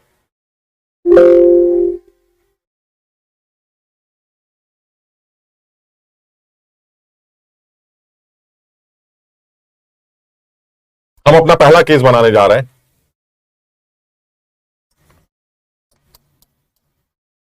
केस 1, एक बर्तन ये ले लेते हैं और एक बर्तन ये ले लेते हैं। ये एक ओरिफिस ले लिया, ये एक ओरिफिस ले लिया। इसका ओरिफिस एरिया ए है, इसका ओरिफिस एरिया ये है। इसके अंदर 3 मोल हीलियम है मान लेते हैं और इसके अंदर 2 मोल ऐसे ही मान लेते हैं, नहीं 3 मोल ऑक्सीजन मान लेते हैं। And all the parameters are constant. The volume of the container is same, the temperature of the system is same, the volume and the temperature are same, everything is same. अब वो कहना चाह रहा है कि आप इन दोनों के इफ्यूजन रेट्स का रेशियो, ये सबसे सिंपल केस बना रहा हूं मैं। सिंपल केस क्या है मेरा पहला सिंपल केस है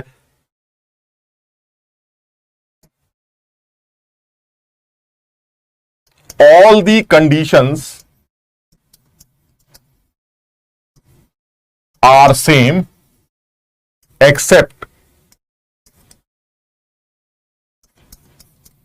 the name of the gas.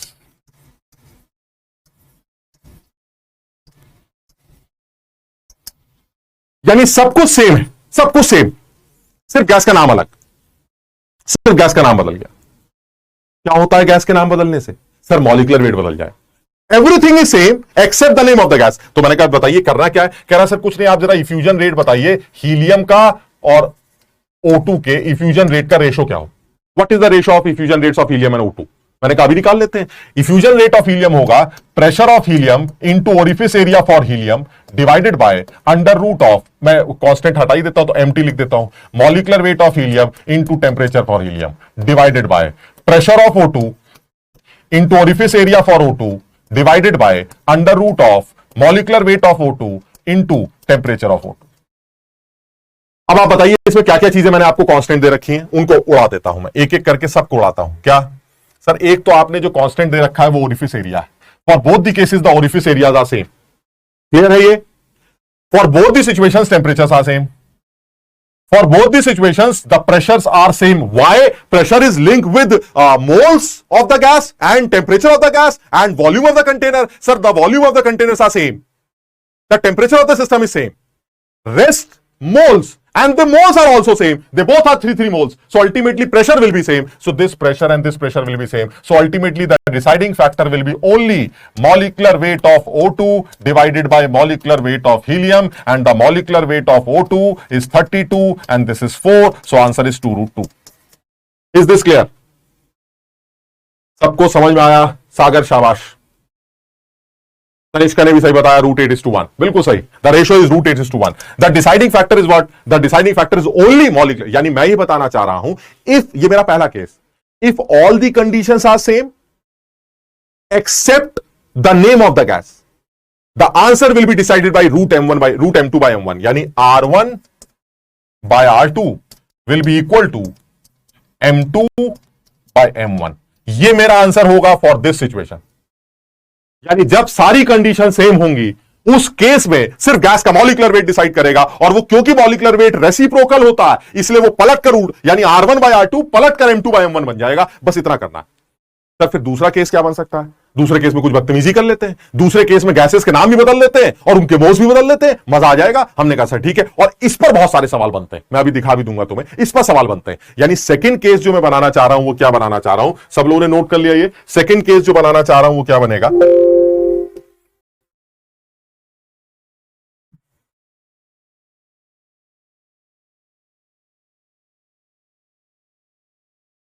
Case 2,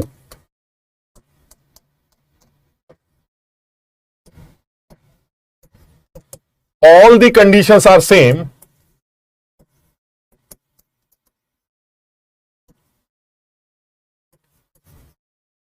except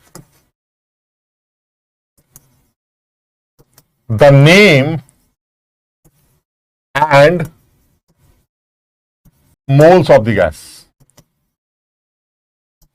ये दूसरी सिचुएशन, दो चीजें अलग हो गई क्या सर? एक तो गैसेस के नाम अलग अलग ले लीजिएगा, मैंने कहा ठीक है, एक तो नाम अलग ले लेंगे और एक आपके मोल्स अलग ले लेंगे। नाम अलग लेने से सर मॉलिक्यूलर वेट बदल जाएगा और मोल्स अलग लेने से सर प्रेशर बदल जाएगा। समझो, यानी अब जो सिचुएशन है वो क्या है? अब जो सिचुएशन है वो ये है, एक बर्तन ये है, एक बर्तन ये है, everything is same except the name. That means temperature condition, volume condition, temperature condition, volume condition. इसके अंदर पड़ा हुआ है मेरे पास मान लीजिए 3 मोल नाइट्रोजन और इसके अंदर पड़ा हुआ है 2 मोल ऑक्सीजन। वो कह रहा है जरा बताइए इन दोनों के इफ्यूजन रेट्स का रेशियो क्या होगा? बहुत बार मैं अभी दिखाऊंगा सवाल पूछता है तुम्हारा, बिल्कुल इसी फॉर्मूले पे सवाल, फॉर्मूला ही पूछता है। एक साल तो फॉर्मूला ही पूछा गया था, वो मैं लिख के लेके आया हूं तुम्हें दिखाने के लिए। ठीक, वो कह रहा है जरा बताइए इन दोनों के इफ्यूजन रेट्स का रेशियो क्या होगा? तो मैंने कहा देखिए ऐसा है, बिल्कुल सीधा तरीका समझ में आता है कि अगर आप RN2 अपॉन RO2 निकालना चाहते हैं तो it should be equal to, मैं पहले बिल्कुल सीधा सीधा लिख रहा हूं, pressure of N2 into orifice area for N2 divided by under root molecular weight of N2 into temperature of N2 divided by pressure of O2 into orifice area for O2 divided by under root of molecular weight of O2 into orifice area for O2।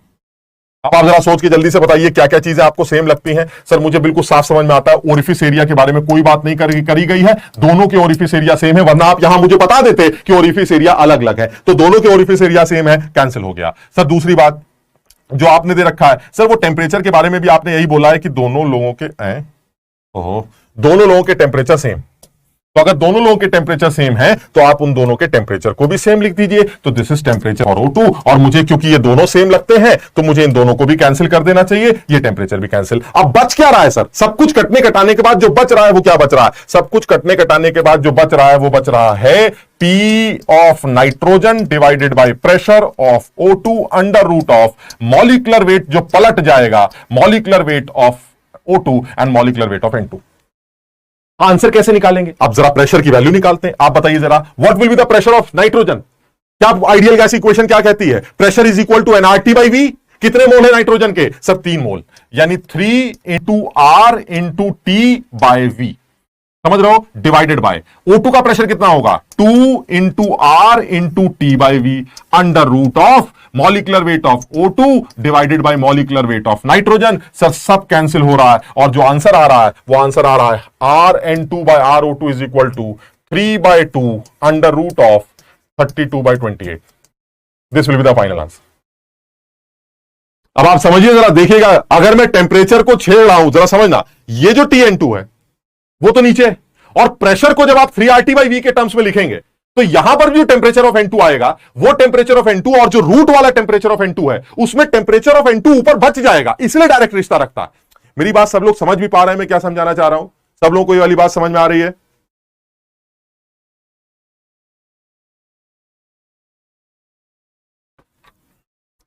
तुम लोग को लग रहा है class में मजा नहीं आ रहा है, इसलिए सब सन्नाटे में बैठो। सर फिर से समझा दीजिए सर, फिर से समझा देंगे, लेकिन थोड़ा सा अकल तो लगाओ। मैंने करा क्या है? मैंने सीधे सीधे एक फॉर्मूला याद किया, rate is equal to PA by root MT. ठीक, rate is equal to PA by root MT. ठीक, अब जो जो चीजें सेम उनको काट दिया, जो बच गए उनको सॉल्व कर लिया। अब सर कौन कौन सी सेम थी? Orifice areas same, temperatures same, sir इनको निपटा दीजिए। बचा क्या सर? एक तो प्रेशर बचा। वो क्यों नहीं काट रहे हो? सर इसलिए क्योंकि गैसेस के मोल्स अलग अलग है ना। अब जब गैसेस के मोल्स अलग अलग होते हैं तो उनके प्रेशर भी तो अलग होंगे। आइडियल गैस के मोल्स ही तो उसका प्रेशर डिसाइड करते हैं जब टेम्परेचर और वॉल्यूम सेम होता है। इसका मतलब युवा pressure is directly proportional to number of moles. तो अगर आप P1 बाई P2 लिखते हैं तो वो N1 बाई N2 ही तो निकल के आएगा। ये देखिए P1 by P2 is equal to N1 by N2। आपने P1 P2 की जगह N1 N2 रख दिया, सॉल्व हो गया।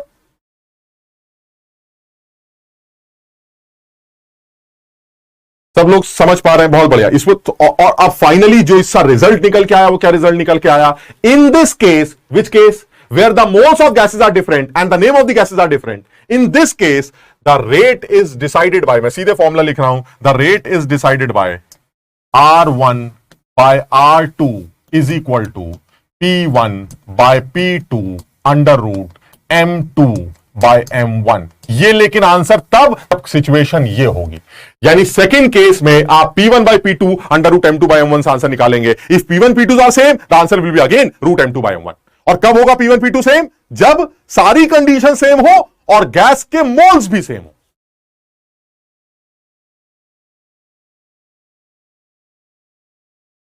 सब लोग समझना जरा।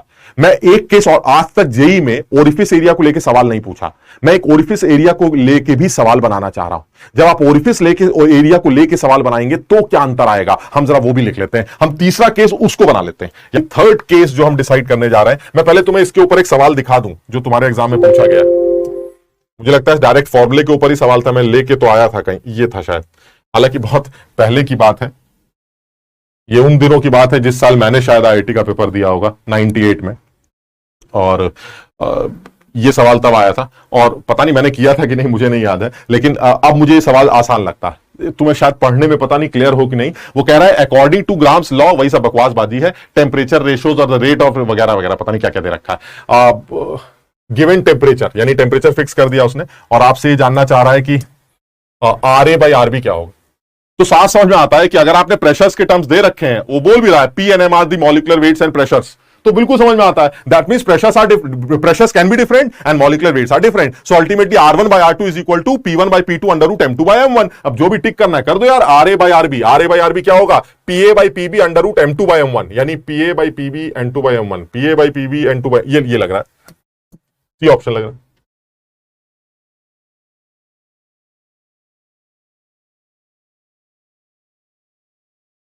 लेकिन ये, और इसको जनरल मान लेते हैं, कम से कम ये तो जनरल मान लेते हैं कि if the temperature volume and orifice area conditions are same, the answer is P1 by P2 under root M2 by M1, and if the moles are also same, the answer will be under root M2 by M1। बात ही खत्म हो गई।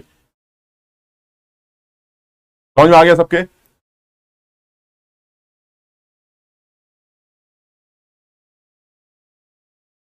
शाबाश, बहुत आसान सा सवाल था, कुछ खास बात नहीं थी।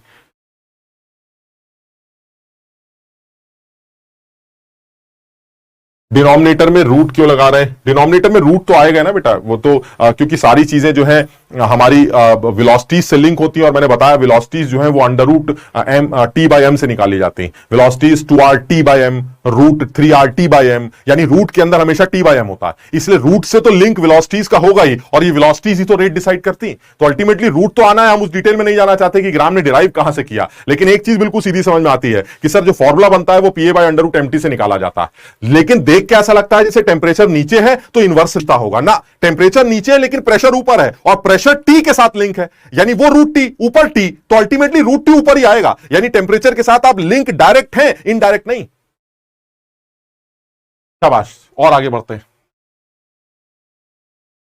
अब दूसरा केस बना लेते हैं, दूसरा केस बनाते हैं, इस सवाल को छोड़ते हैं, दूसरा केस बना लेते हैं यहीं पर। ये बन गया मेरा नेक्स्ट केस, और नेक्स्ट केस है ये। इसमें थोड़े से चेंजेस और कर लेते हैं। क्या चेंजेस करेंगे? This is my case 3।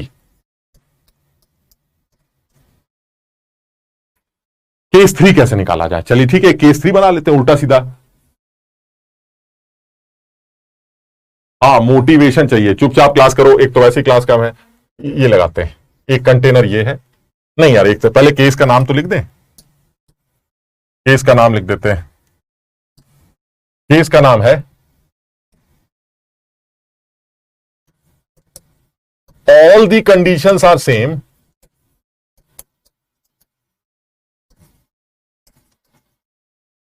except the name, moles and orifice area। तीनों बदल देते हैं, और आज तक जेई में कभी भी एक से ज्यादा कंडीशन या दो से ज्यादा कंडीशन चेंज करके साथ पूछा ही नहीं गया। हमने ओरिफिस एरिया भी बदल दिया, अब करते हैं, अब भी कर लेंगे। सर आप जरा केस बनाइए, हम आंसर बताते हैं आपको। ये दीजिए बर्तन, एक बर्तन ये लीजिए, जो जो चेंज उसको करना है वो कर चुका है। तो दैट मींस क्या क्या चीजें कांस्टेंट है? सर एक तो वॉल्यूम पे कोई फर्क नहीं पड़ रहा है, इसके भी वॉल्यूम पे कोई फर्क नहीं पड़ रहा है। अंतर सिर्फ इतना है कि एक का ओरिफिस एरिया A है और एक का ओरिफिस एरिया 2A है। ऐसे अपनी तरफ से मान लेते हैं। एक के 3 मोल लिए गए हैं हीलियम के, सर एक जगह आपने 2 मोल लिए हैं, ऐसे कुछ भी ले लेते हैं यार, ऑक्सीजन के। वो कह रहा जरा बता सकते हैं इन दोनों के फ्यूजन रेट्स के रेशियोज क्या हों? बिल्कुल बता सकते हैं, अभी बताइए, अभी कर लेते हैं। ये लीजिए, R helium upon RO2 will be equal to, क्या है फॉर्मूला? फॉर्मूला है P of helium into orifice area for helium upon under root of mass of molecular weight of helium into temperature for helium divided by pressure of O2 into orifice area for O2 divided by under root of molecular weight of O2 into temperature of O2। अब बताइए क्या क्या निपटाना है। अरे sir कुछ निपटा मत दीजिएगा, बड़ा झंझट है, कुछ निपटा देंगे तो सब गड़बड़ हो जाएगा, क्योंकि इस बार सब कुछ एक जैसा लगता है एक चीज को छोड़ के, एंड दैट इज टेम्परेचर। अब टेम्परेचर को हटाना चाहे हटा दीजिए, बाकी आप बिल्कुल गड़बड़ मत करिएगा वरना सब गड़बड़ हो जाएगा। हमने टेम्परेचर को हटा दिया, यानी अब हमारी इक्वेशन क्या बन रही है? अब हमारी इक्वेशन बन रही है प्रेशर ऑफ हीलियम, थोड़ा सा सिंप्लीफाई कर लेते हैं, इनटू, पहले लिख ही देते हैं, orifice area for helium into, नहीं नीचे क्या आएगा,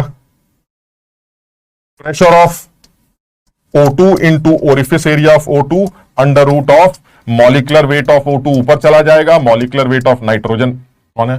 हीलियम, हीलियम नीचे आ जाएगा।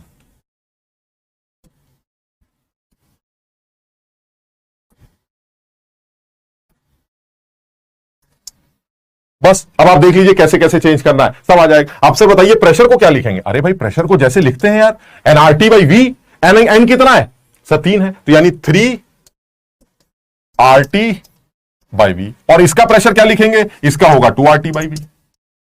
अब देख लीजिए sir, RT by V cancel हो जाएगा। फाइनल आंसर क्या निकल के आने वाला, जरा बताइए। फाइनल आंसर आने वाला है 3/2। ओरिफिस एरिया हीलियम के लिए कितना है sir? A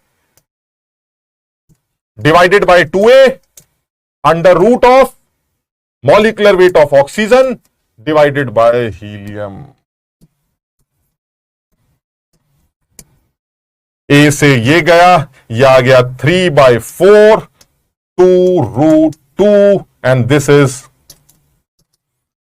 3/2√2 and this is 3/√2:1।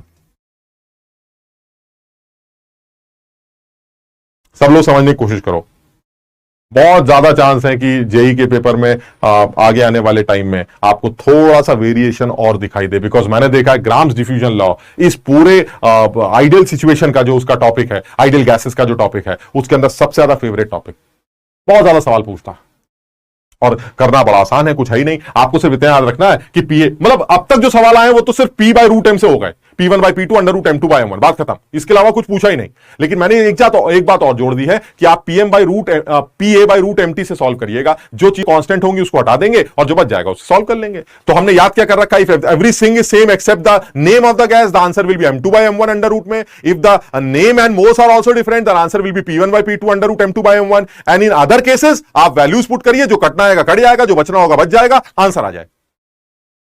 Clear है ये?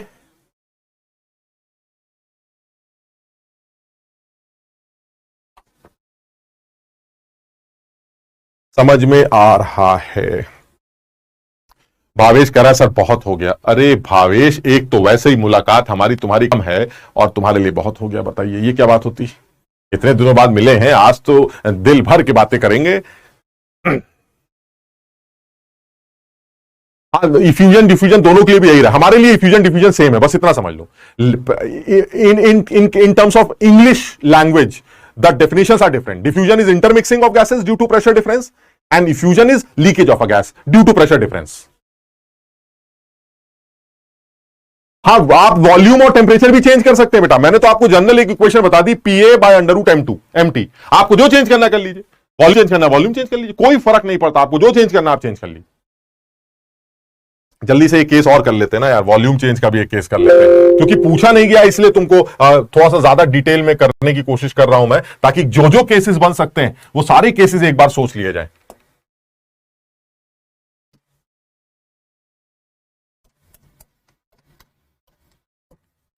All the conditions are same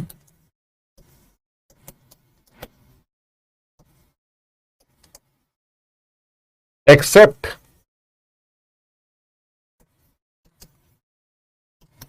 the volume and moles of the gas। अब कैसे निकालेंगे? मैंने कहा एग्जाम्पल ले लीजिए, एक बर्तन ये ले लिया और एक बर्तन ये ले लिया, ये बर्तन छेद कर दिया, इस बर्तन में छेद कर दिया। मैं तो कहता हूं एक और काम कर लेते हैं, volume, moles and orifice area. ये तीनों चेंज कर लेते हैं। यहां को ओरिफिस एरिया 2a ले लेते हैं, यहां को ओरिफिस एरिया a ले लेते हैं, इसके अंदर 2 मोल भर देते हैं किसी भी गैस के, और इसके अंदर 4 मोल भर देते हैं किसी भी गैस के। वो कह रहा बताइए जरा, what is R helium is to Rn2, ये सवाल।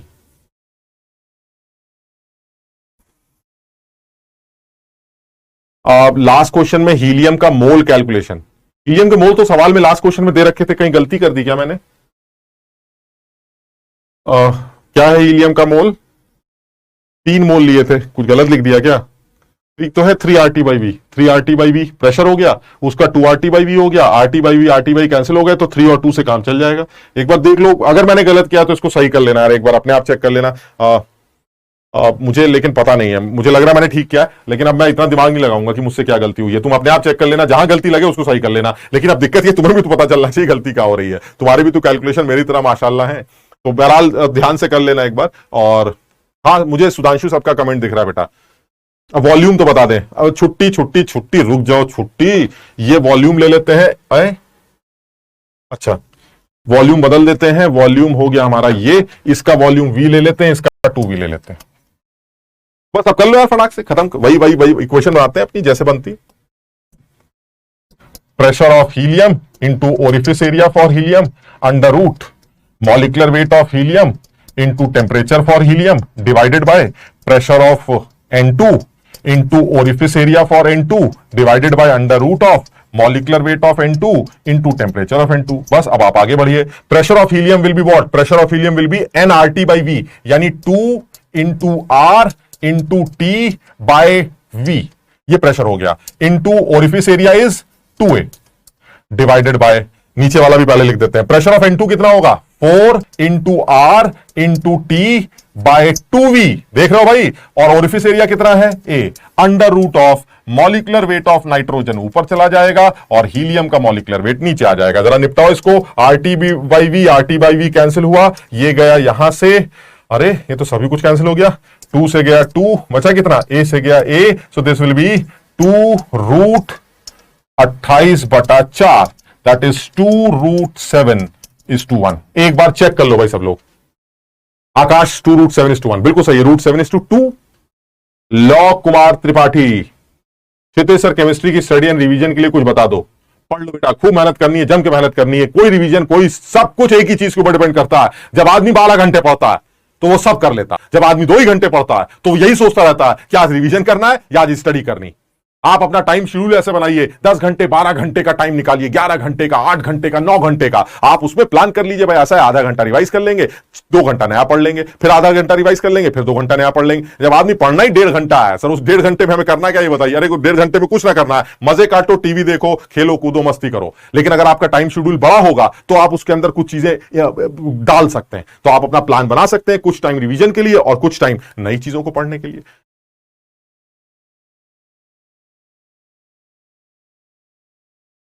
हाँ, वॉल्यूम तो बेटा अलग है ना, तो वॉल्यूम को मैंने इस प्रेशर कैलकुलेशन में यूज कर तो लिया है। ये देखो ना, जो वॉल्यूम अलग है उसको मैंने प्रेशर कैलकुलेशन में यूज कर लिया। ये देखिए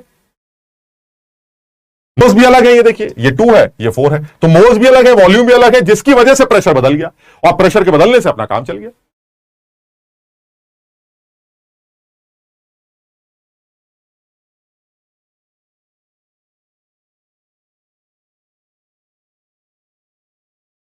टेम्परेचर तो वैसे ही कैंसिल हो गया क्योंकि टेम्परेचर तो दिया ही नहीं था। अब सोचो अगर मैं टेम्परेचर भी दे देता ना, तो एक तो टेम्परेचर वाला टर्म यहां आता और एक टेम्परेचर वाला टर्म प्रेशर में आता। अल्टीमेटली बचता वो ऊपर वाला, मतलब समझ लो डायरेक्ट वाला बात बचती, रेसिप्रोकल वाली बात नहीं बचती। मेरी बात सब लोग समझ रहे हैं कि नहीं? अब जब ये वाली क्लास होती है तो पूछते हैं इनऑर्गेनिक वाली क्लास कब होगी, जब इनऑर्गेनिक की क्लास होती है तो पूछते हैं ये वाली क्लास कब होगी। अरे जो चल रही है उसे चुपचाप कराओ। ये हमारा साइड बाय साइड चल रहा है, वो भी साइड बाय साइड चल रहा है, और जो चैप्टर्स हैं वो चैप्टर आसान और इंटरेस्टिंग है, तो आप आसानी से समझ भी सकते हैं। मेहनत ज्यादा न्यूमेरिकली आपको इन चैप्टर्स में करनी है और वो थ्योरेटिकली समझ में आने चाहिए, और उसके सवाल करते वक्त भी ज्यादा टाइम नहीं लगता, तो इसलिए दोनों को मैनेज करना पड़ेगा।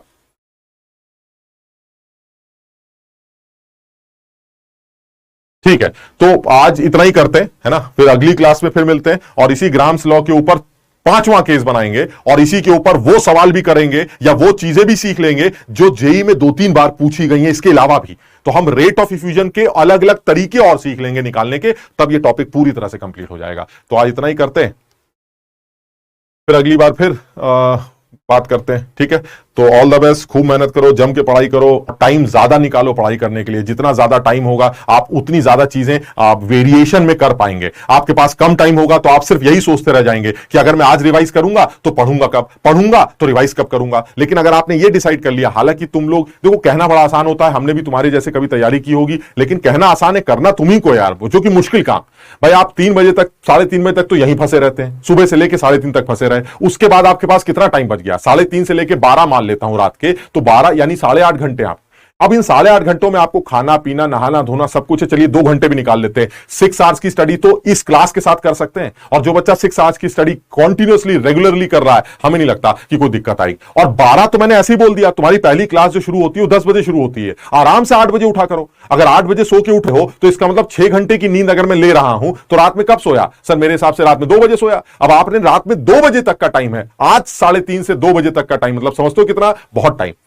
आप ये 10 घंटे जो है आपके पास, इन 10 घंटों में आप आराम से जुगाड़ लगा सकते। तो सब लोग जम के कोशिश करो और तुम देखोगे कि तुम लोगों के लिए अच्छा कुछ काम हो सकता है। अब ये जैसे 3:30 4 ले लेते हैं, 4 बजे से लेके 12 8 घंटे हो गए, और फिर 12 से 2 10 घंटे। इन 10 घंटों में 2 घंटे अपना खेलना कूदना खाना पीना टीवी देखना जो करना कर लो। उन बचे हुए टाइम में आप सिर्फ पढ़ाई करिए। आप देखिए कैसे नहीं हो पाएगा, इतनी जबरदस्त तैयारी करोगे तो कैसे नहीं सिलेक्शन होगा, बिल्कुल होगा, ठीक है। तो आज इतना ही करते हैं, अगली क्लास में फिर मिलते हैं। Thank you, bye bye.